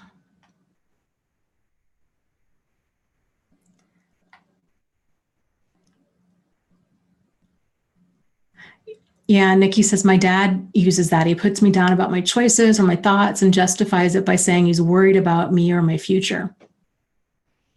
Well, it's good that you can see that as problematic. This kind of continual criticism and kind of maybe either intentional or unintentional undermining of this chronic fault finding stuff. It really does rattle a person's, it can really rattle a person's confidence in themselves. So, but you can also make the decision to not internalize that and realize this is assuming it's sincere and that he's not just trying to mess with you, to realize, you know what, this is my father. He's coming from a place of fear. And it's all of his own insecurities and worries and concerns that he's putting onto me. And you know what? Like, I will figure it out. I need to go down the path that I need to go down and do what I need to do. And I'm going to go down that path and, you know, in the best way that you can. That's all any of us can do. My father did that with me and my brother for our whole life. And my brother, especially, well, both of us, my brother's situation, he developed fibromyalgia when he was in high school, probably about 17 or so. And so he had chronic health conditions, inflammation, pain, basically a lot of pain and weakness, these kinds of things. And I mean, go into all kinds of, honestly, I think a lot of it had to do with him living in that house. But anyways, he going to doctor for years. He still goes often, but not as much as he was going back then. Anyways, he ended up getting a job at Starbucks, and they had great insurance. And so this was going to just be kind of a temporary job for him when he was in his early 20s, kind of finding himself and all that. And he really wanted to be a personal trainer. And my dad my parents in general really were really pushing him to stay there because of the insurance. And so my brother stayed, and he liked his job, but it wasn't what he wanted to do with his life. And he actually got to the point where he was there for years. He was dating a girl, and he found out that she had been cheating on him, and he was absolutely devastated. And he just kind of got to the point where he's like, you know what, I just feel like my life's over, just kind of F it, kind of a thing. And so he decided he was going to go for his personal training certificate. People kept telling him, oh, it's more difficult than you realize. You're not going to be good at it. You have dyslexia. What about your fibromyalgia? It's, he had a friend who didn't pass the exam. And so there was all of this fear being put on him and all this anxiety of, don't do this, and it's hard, and and it's not for you, and this, that, and the other. And he finally got desperate enough because he was in so much pain from this relationship where he's like, I need some major changes in my life. And he ended up taking the exam, and he passed it. And he's a really successful personal trainer, part-time stuntman. So you just gotta, point being, you gotta follow your own path and do your own thing. Regret is terrible.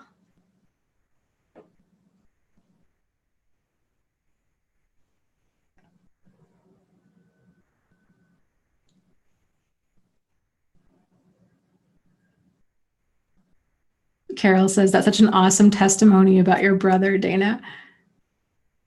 Yeah, he's such a cool guy. I just love him so much. He's cool.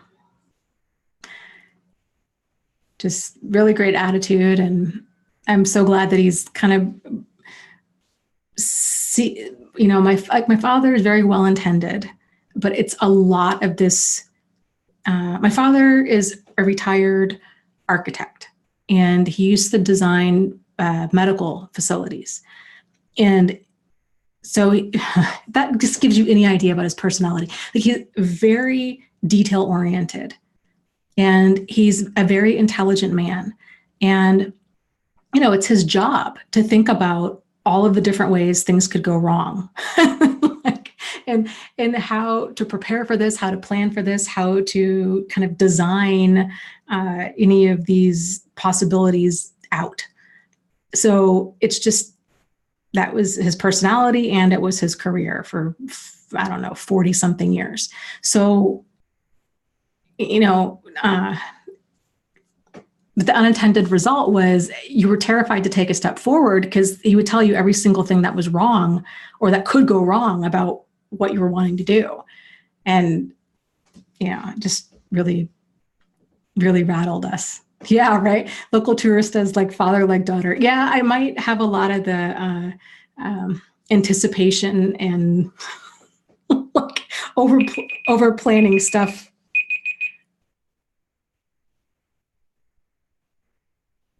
from him.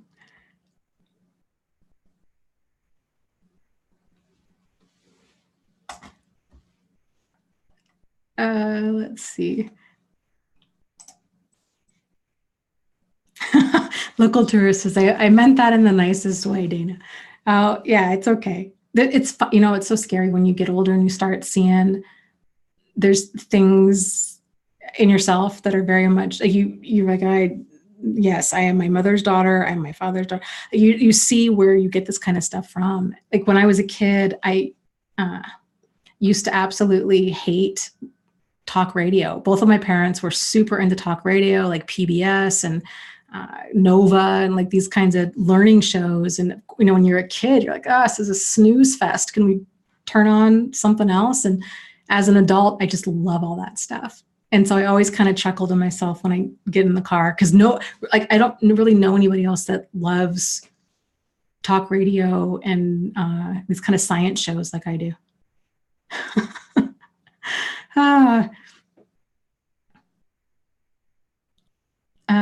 Mariposa asks, Dana, what was your mom like?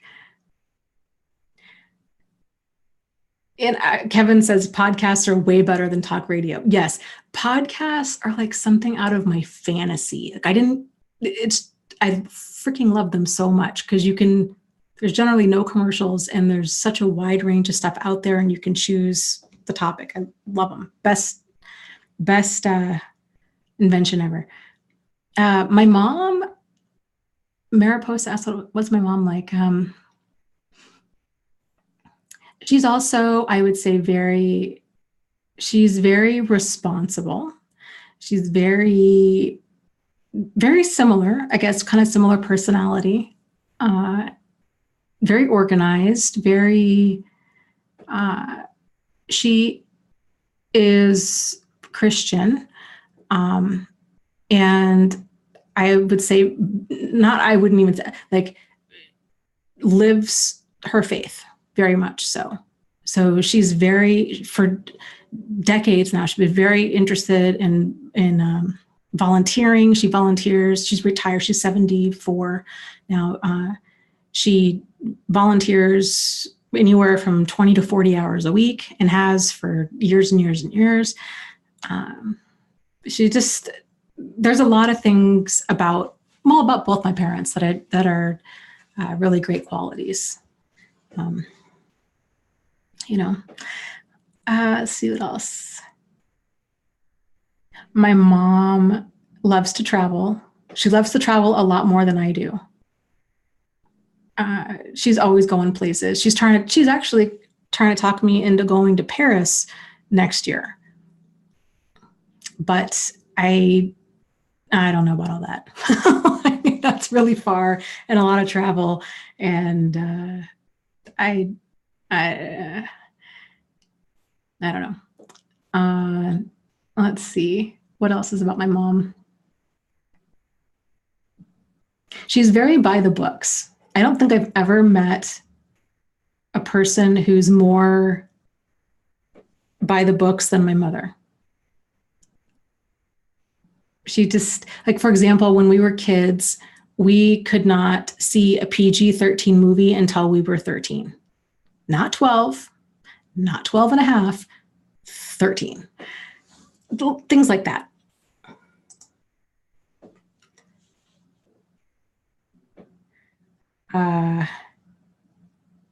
Actually, the only exception to that was we were young. Actually, yeah, we were young. We were probably, I don't even know how old I was, 8 or 10 years old. And she had us watch The Gods Must Be Crazy. I think that was rated R. And that was like scandalous for us. Like, we're really, she's really letting her hair down now. That was a good movie. Yeah, Interested says, I would like to travel, but I can't stand a flight for more than 3 or 4 hours. Yeah, I'm kind of the same way. I get really antsy and I'm short. I don't know how tall people fly because I'm about 5'1", and I am so freaking uncomfortable in a plane. My legs dangle like a little kid, and I can't cross my legs. I can't get comfortable. See, it's awful. Oh, great. Jennifer says, my boyfriend used to live in Paris for a month for work, and he says it's very beautiful, but you have to be careful of people pulling hostage pranks there in exchange for money.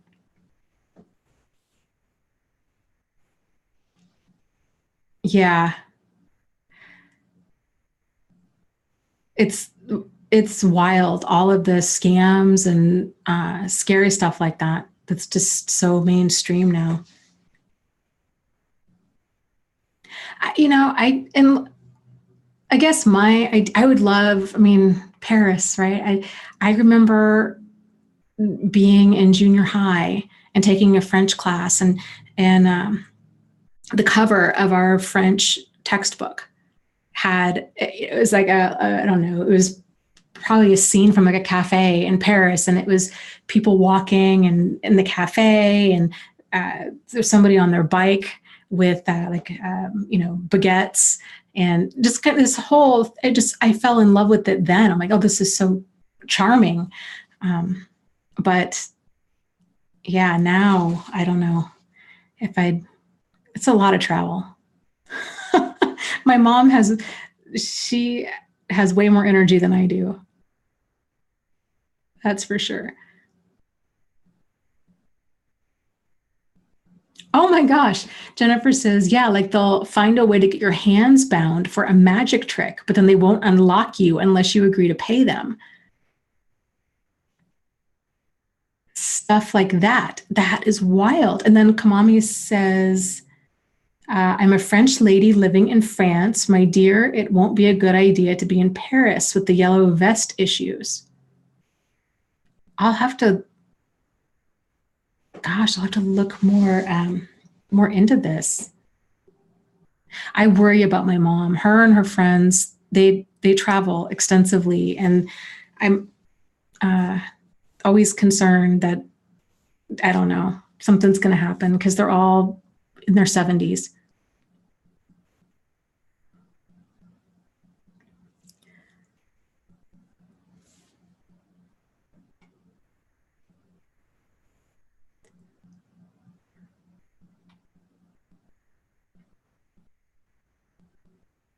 Truth Seeker says, airports terrify me.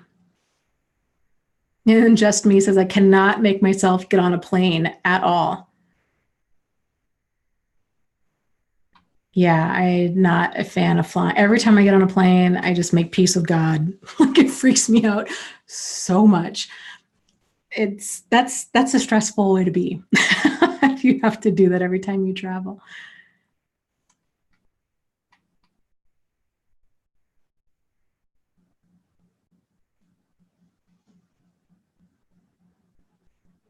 Let's see here.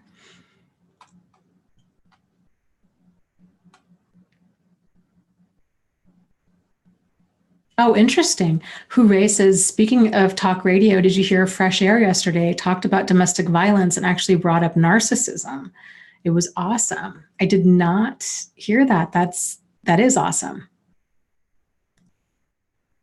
I think more and more people are starting to make those connections. It's a power and control issue. You kind of got your usual suspects when it comes to that. And, narcissists and sociopaths and antisocial personality kind of stuff.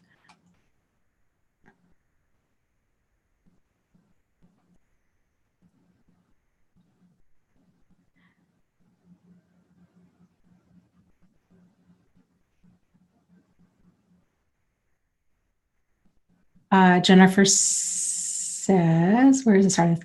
She says, I went to school and got my certificate in graphic design, but I don't feel confident in it. So I think it's because it's what my dad wanted me to do, not what I wanted. But besides being, I don't know what I want to do. I keep thinking about things like psychology or meteorology. Both sound so interesting to me, and cooking. My goodness. 3 very different things, which makes you a fascinating person. Let's see. But people keep telling me how it wouldn't work, how much I'd have in student loans, how competitive it is, how physically uncomfortable it would be to work in a kitchen for years under a chef, et cetera. It's very discouraging. So now I've been stuck in my retail job with good insurance for almost 16 years.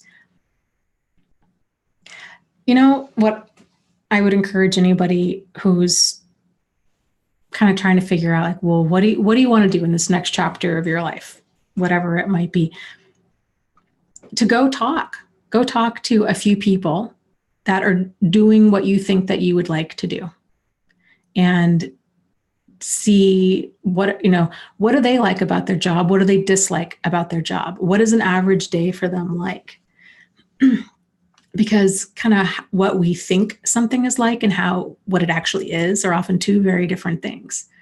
And that can give you a lot of clarity. It was one of the things I liked. Well, my first degree was in English education. And so, excuse me. And so I taught briefly because I absolutely hated it and didn't realize I hated it until the tail end of my degree when I began doing student teaching. And I loved the kids. I hated the school system and having to teach, to have kind of, your hands tied with everything, how you can teach, how, it wasn't me. And I was very discouraged after that. I had spent all this time getting this degree, and now I was leaving work and I was crying, and now what, kind of a thing. And then I don't know, I tried all kinds of things trying to find myself after that. And just kind of bounced around for a while, then went back and for nursing, because I kind of just thought, well, I'd been in and out of caregiving fields, well, since my grandmother lived with us, really, because she had Alzheimer's. So since I was like 15, very, very familiar with all that. So it was kind of a natural fit. But that was the good thing about nursing school, was they started people, you now have to get your CNA, which is good because it's direct patient care. And if a person's not, you just learn real quick if you're comfortable, how comfortable you are with the human body and with another person and all of that kind of stuff. So a lot of people very quickly realized, I can't do this, I'm done. Like, this is not what I thought it was going to be like. And they got out, which was good. They, sometimes you don't know what you like until you start kind of going down that path. But I remember going through the different clinicals and different clinical sites.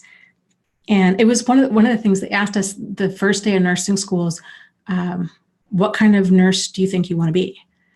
And so, people are like, oh, I really want to do labor and delivery. I really want to do hospice. I really want to do, psychiatric nursing. I really want to work in a med spa, whatever. And you kind of do these different clinical rotations. And then by the end of it, I think I might have been the only one that ended up doing what they had said originally. So I knew I either wanted to do home care, hospice, which is the same thing as home care generally, home care, hospice, or psychiatric nursing. But even then, very different than even clinicals, because you're only there for a few days.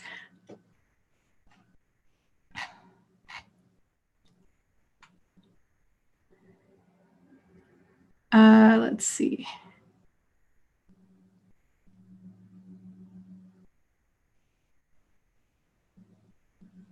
Yeah, Jennifer says, I've been in therapy for almost 6 years now. Would it be odd to bring up the idea of going into psychology with my therapist? No, not at all. Not at all. And if you are curious about that, kind of thinking about, okay, well, if you did go into cooking or psychology or meteorology, seeing if you can talk to people that do that. And if you were to do psychology, kind of thinking, okay, well, what kind of people would you like to work with? And you could even ask your counselor, like, is this job, is this job something like, is it what they thought what it would be? So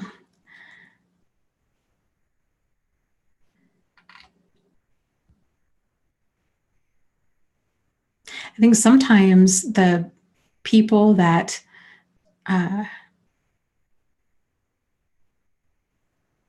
that oftentimes make some of the best counselors and therapists and stuff out there are the ones who have lived this.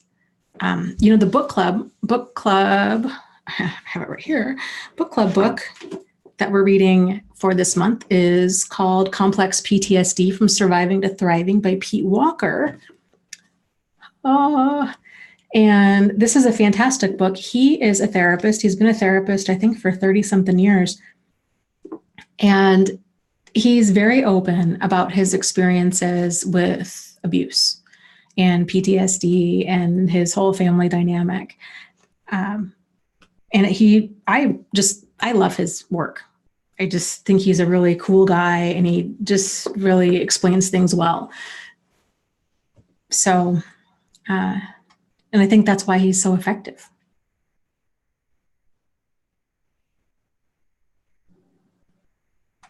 Jennifer says, my mom's bipolar, my aunt was schizophrenic, my dad's got a cluster B personality disorder, my stepmom has PTSD, I have PTSD, OCD, GAD, so maybe I find it interesting for personal reasons. Is that bad? I don't think I think that's probably the vast majority of people who find their way into social work or psychology in general is trying to figure all this stuff out, trying to figure their own life out, or they've had experience with their family dynamic or how, they went through their own traumas and struggles and, just found it very rewarding and very interesting. It's interesting when you start kind of learning about all this and start putting pieces together. So yeah, I don't know. I'd almost be curious. Frankly, I almost kind of feel sorry for people who get into counseling or psychology of any kind who haven't experienced this kind of stuff firsthand, because it's a real severe disadvantage, because they just really, learning it from a book is very difficult than being on the receiving end of it. And it's something that you really just can't even teach.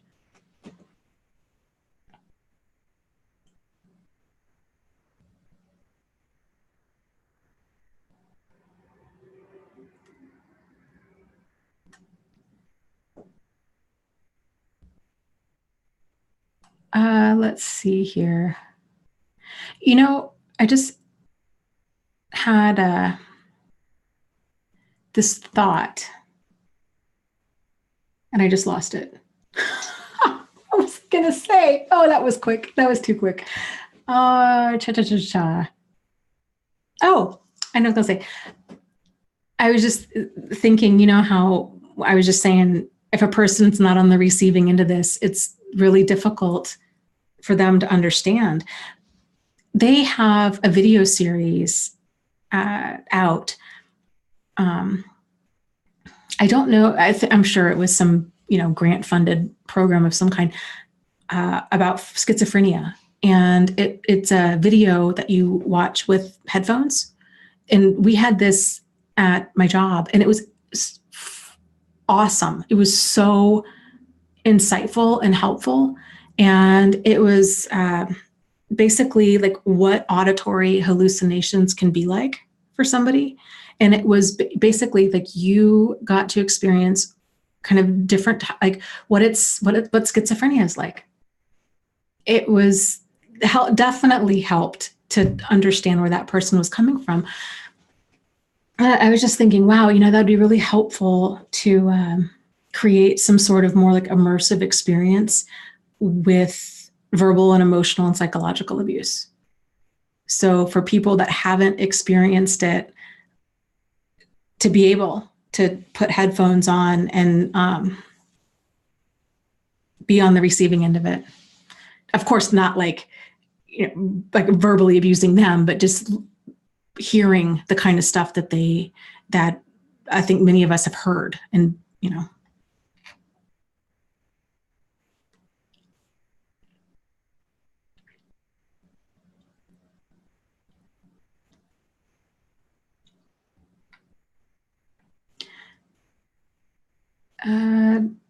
let's see here.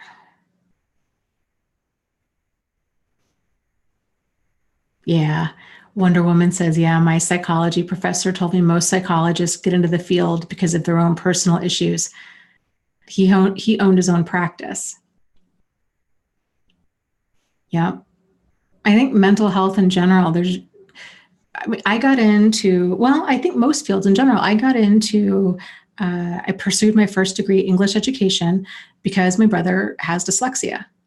And I saw the struggles that he went through, and it was absolutely heartbreaking. This was back in the 80s before it was really that well known of a thing. And they had him in special education classes, and he was getting teased and basically crying almost every single day. And homework at night was, basically my dad yelling at him and my mom getting frustrated, my brother crying, and homework was messy or it wasn't done right, and I should say he has ADHD. He was a very time-intensive child. And it was, so that was my goal, was to try to work with at-risk or kids with certain needs. Because that just, I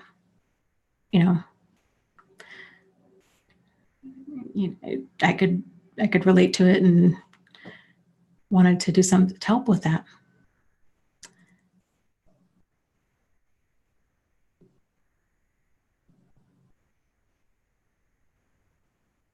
Kim says, I have a bachelor's in psychology, but I didn't take abnormal psych classes. Oh, if I'd only known. Well, but I will say though, reading about it and experiencing it, two totally different things. You probably still wouldn't have connected it. Because, just from personal experience, I had a ton, hundreds of hours in education about personality disorders, about domestic violence, about you name it. And there were still tons of connections I hadn't made.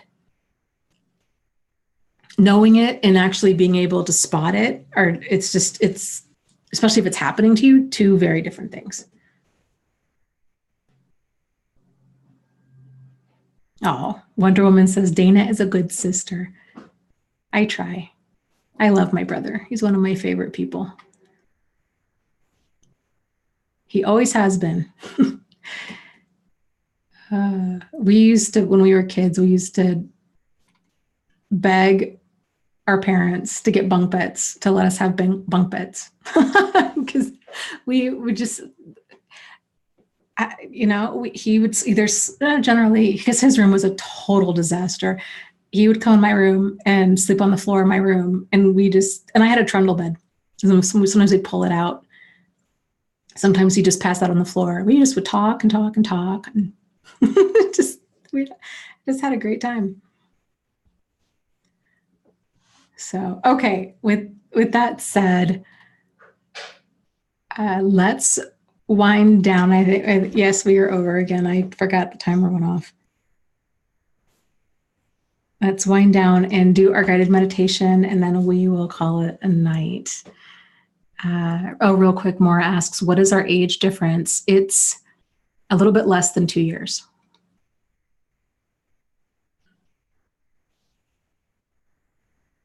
So, okay, so with that said, take some time and find a comfortable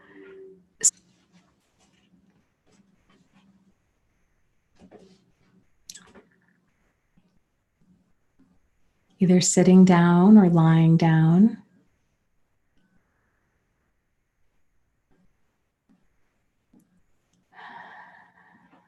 Allowing yourself to begin to unwind and get present in the present moment.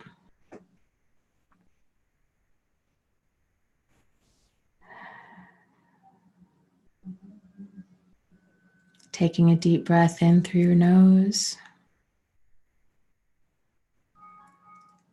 and out through your mouth.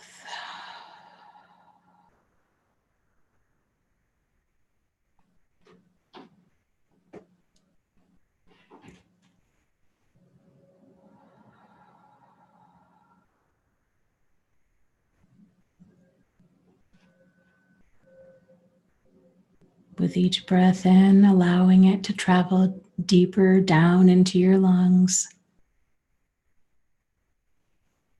Allowing your chest to rise and fall.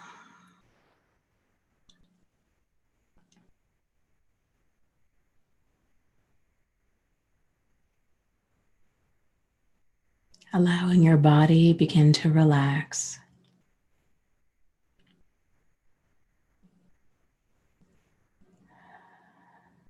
Feeling the weight of your body as your muscles relax and you settle into this present moment.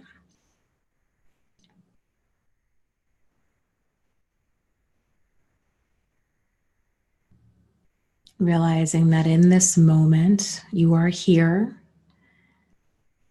that you are safe,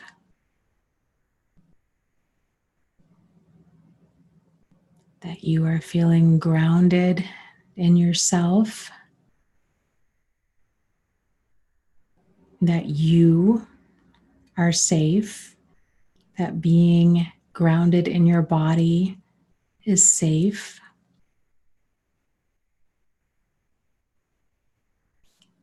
Taking a few moments to just acknowledge how much self-awareness that you've gained from all of this and all of the different ways that you're able to keep yourself safe, that you can trust yourself, that you know what it feels like when something feels comfortable and nourishing, and you know what something feels like when it feels uncomfortable and draining.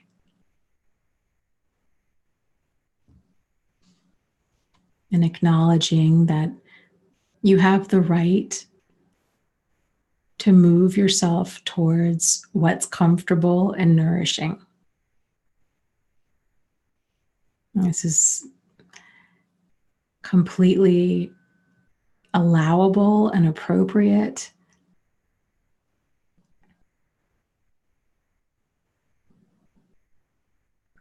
and that it's okay for you to discover your own path.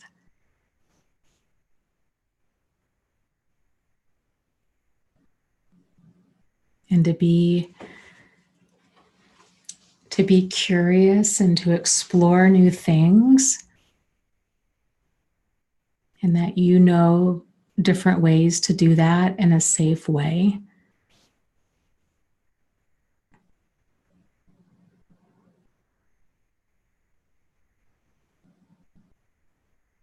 Just realizing how aware you are of not only your internal environment and what's going on with you emotionally, but your external environment. How much more aware you are about other people and of life in general. Different ways of interacting, different ways of being able to be self-protective.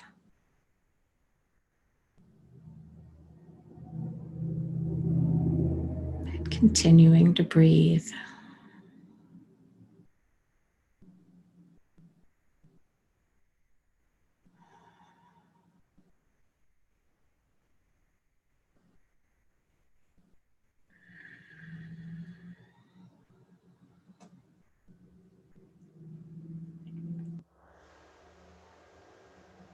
One of the things that we can do with these breaths is when we breathe in, we're activating our sympathetic nervous system.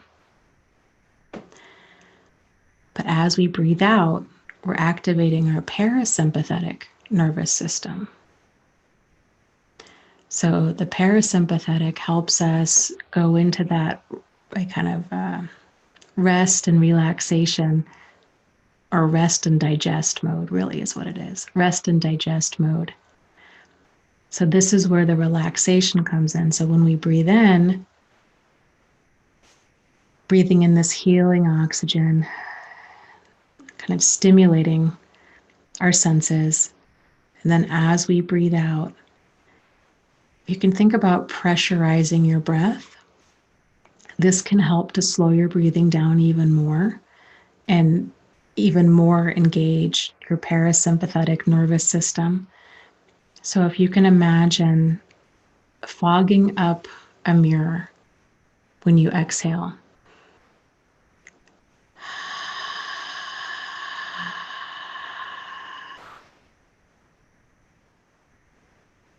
You can do the same thing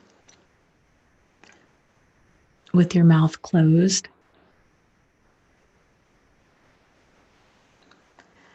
Act like you're fogging up a mirror and feeling that pressurization in the back of your throat. It might help to put your tongue on the roof of your mouth as you do this.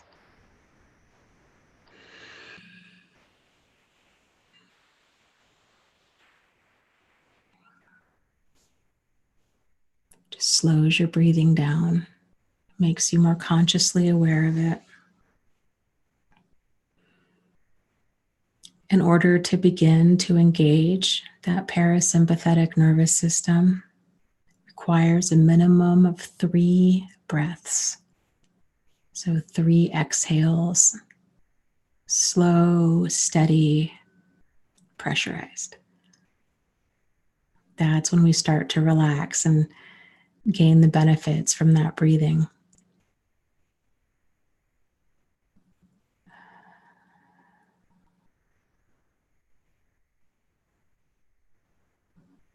Reminding yourself that you are safe, that you are here in this moment.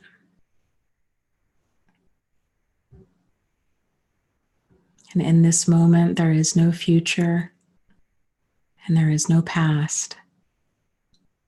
There is only now. And that there is a lot that is right about this moment.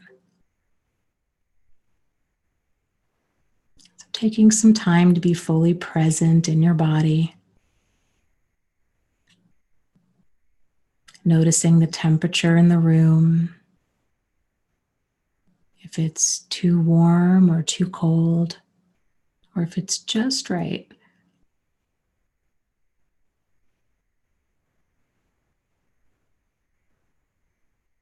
Noticing any sounds that you might hear, any cars going by, or any wildlife, or maybe your dog sitting next to you who's snoring. Whatever it might be, just the different sounds that you hear.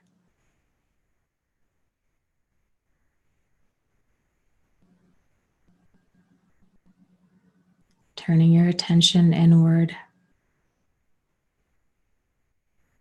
feeling your heartbeat.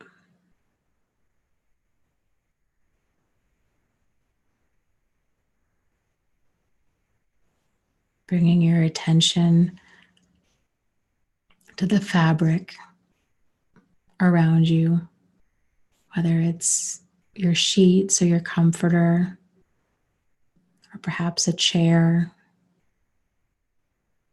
or what you're wearing, the fabric against your skin. Just noticing if it's lightweight or if it's heavy,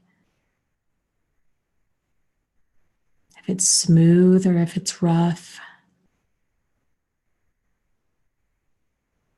if it's soft, or if it's kind of itchy.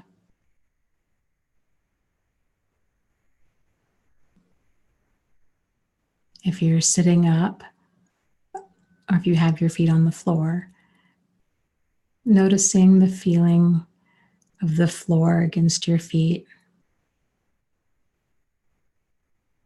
Or if you're sitting down or lying down, noticing the pressure, the resistance, the support from the chair, from the bed beneath you.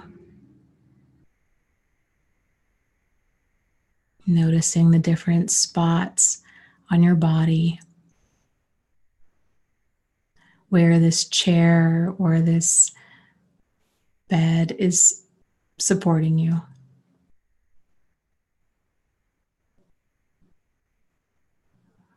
Noticing any areas of tension that are present in your body.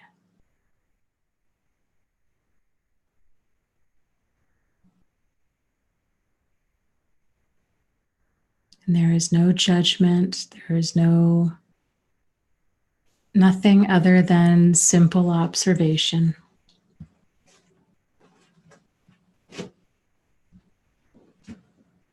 Allowing our body to feel how it feels. And acknowledging what an amazing gift it is to have the body that we have.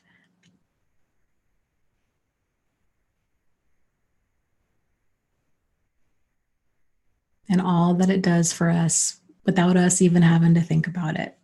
It's amazing.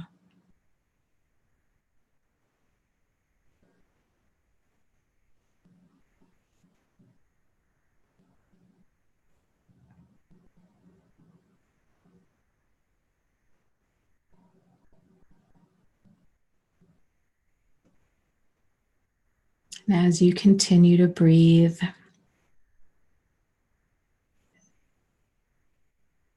sending breaths, healing, restorative breaths into any areas in your body that you notice that are storing tension or pain, and allowing those muscles to unwind as you send your breath to those areas.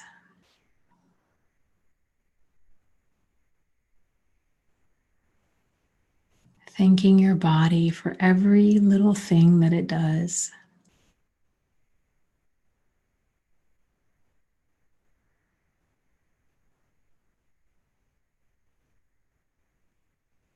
It's really quite wild when you think about it. You have a whole universe inside of you. It's just amazing.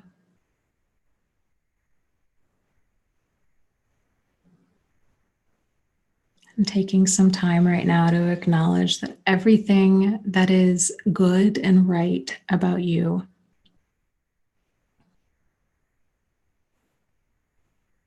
you are dedicated to personal growth. That's huge. That's probably less than 1% of the population.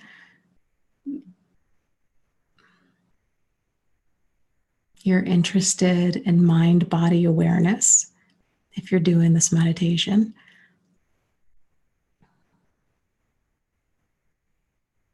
You're interested in healing and self-care.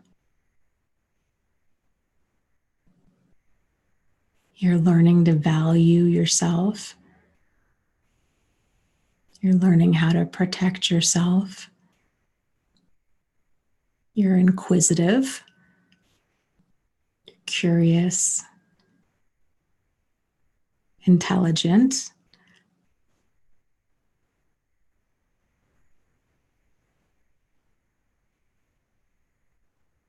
capable, determined, brave, strong, stronger than you ever realized that you were.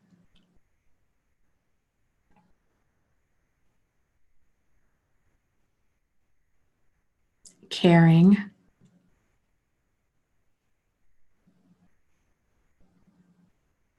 competent, compassionate,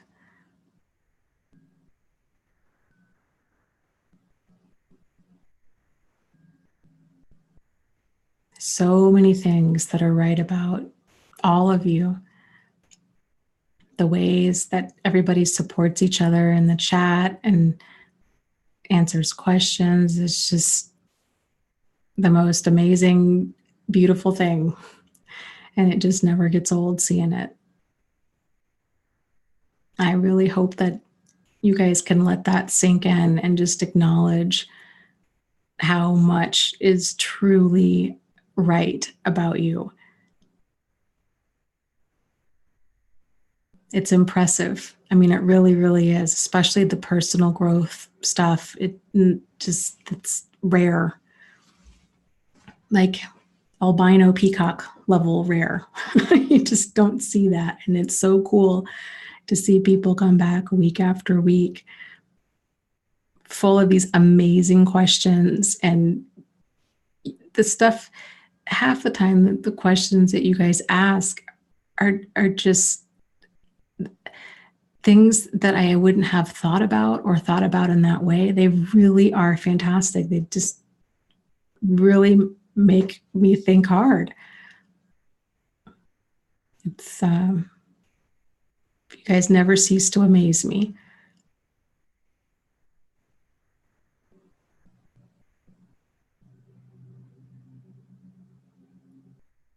So taking some time to just acknowledge that, giving yourself a big virtual hug.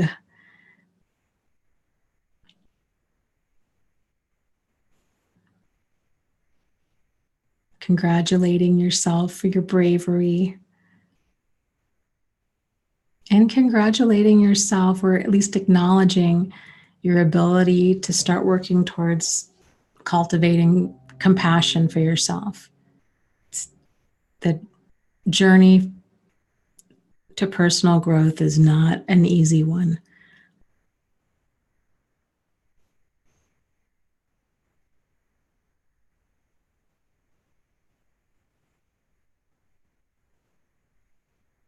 Your inner self knows the way.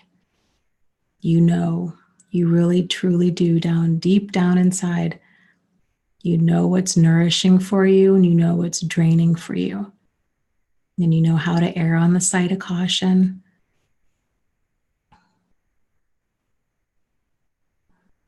You are wise, you are capable, you are competent, you are brave. You are dedicated. So, so, so many things that are right about you.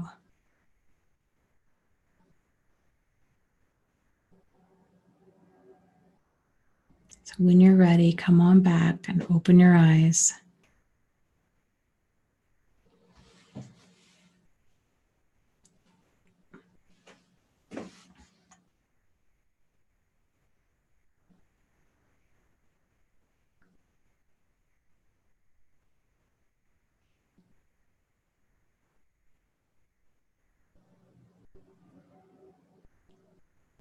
So thank you guys so much for joining me. And I hope to see you guys next week. So, oh, I guess real quick, JA says, this is my first time joining. It's wonderful that something like this exists.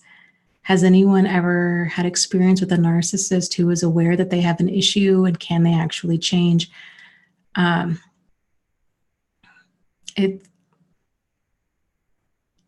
They can say all of the right things. And then, I mean, if change is a long uphill battle. And I guess if I were you, I would get really clear on what kind of changes that you're needing to see and in what kind of time frame. And then I think you'll have all of the answers that you are seeking, because then you'll know once that line is there. So, but if I will tell you, if there's been deceit that's involved, cheating, stealing, pathological lying, this kind of stuff, more often than not, they just tend to get better at hiding it, and they just say everything they need to say and act the part of the perfect partner to avoid consequences. But like I said, you'll know. And yeah, hopefully you can come back next week and we could talk about this more in depth. So I wouldn't get hung up too much on picking out different character traits, like, oh, well, this person, I think they have empathy. I've seen this person cry, or they really love their dog, or, this, that, or the other. That kind of stuff can just spin you in circles trying to figure it out. It's a bigger picture than that. So I don't know. If you are new here, you might want to start with my book that's called Start Here. That I think is a good place to start. So you can find that book on Amazon. You can search my name, Dana Morningstar. Start Here, or my most recent book, which is called The Narcissist's Playbook, which is all about manipulation, and it covers in depth about the whole stages of change. That one, either one or both, I think will help iron a lot of things out. But yeah, we can discuss all this more in depth next week. But you guys take care. Have a wonderful evening. Have a wonderful week. Lots of love to you as always. You are not alone. You are not crazy, and you really can move forward and heal from this. So take care. Okay. Good night.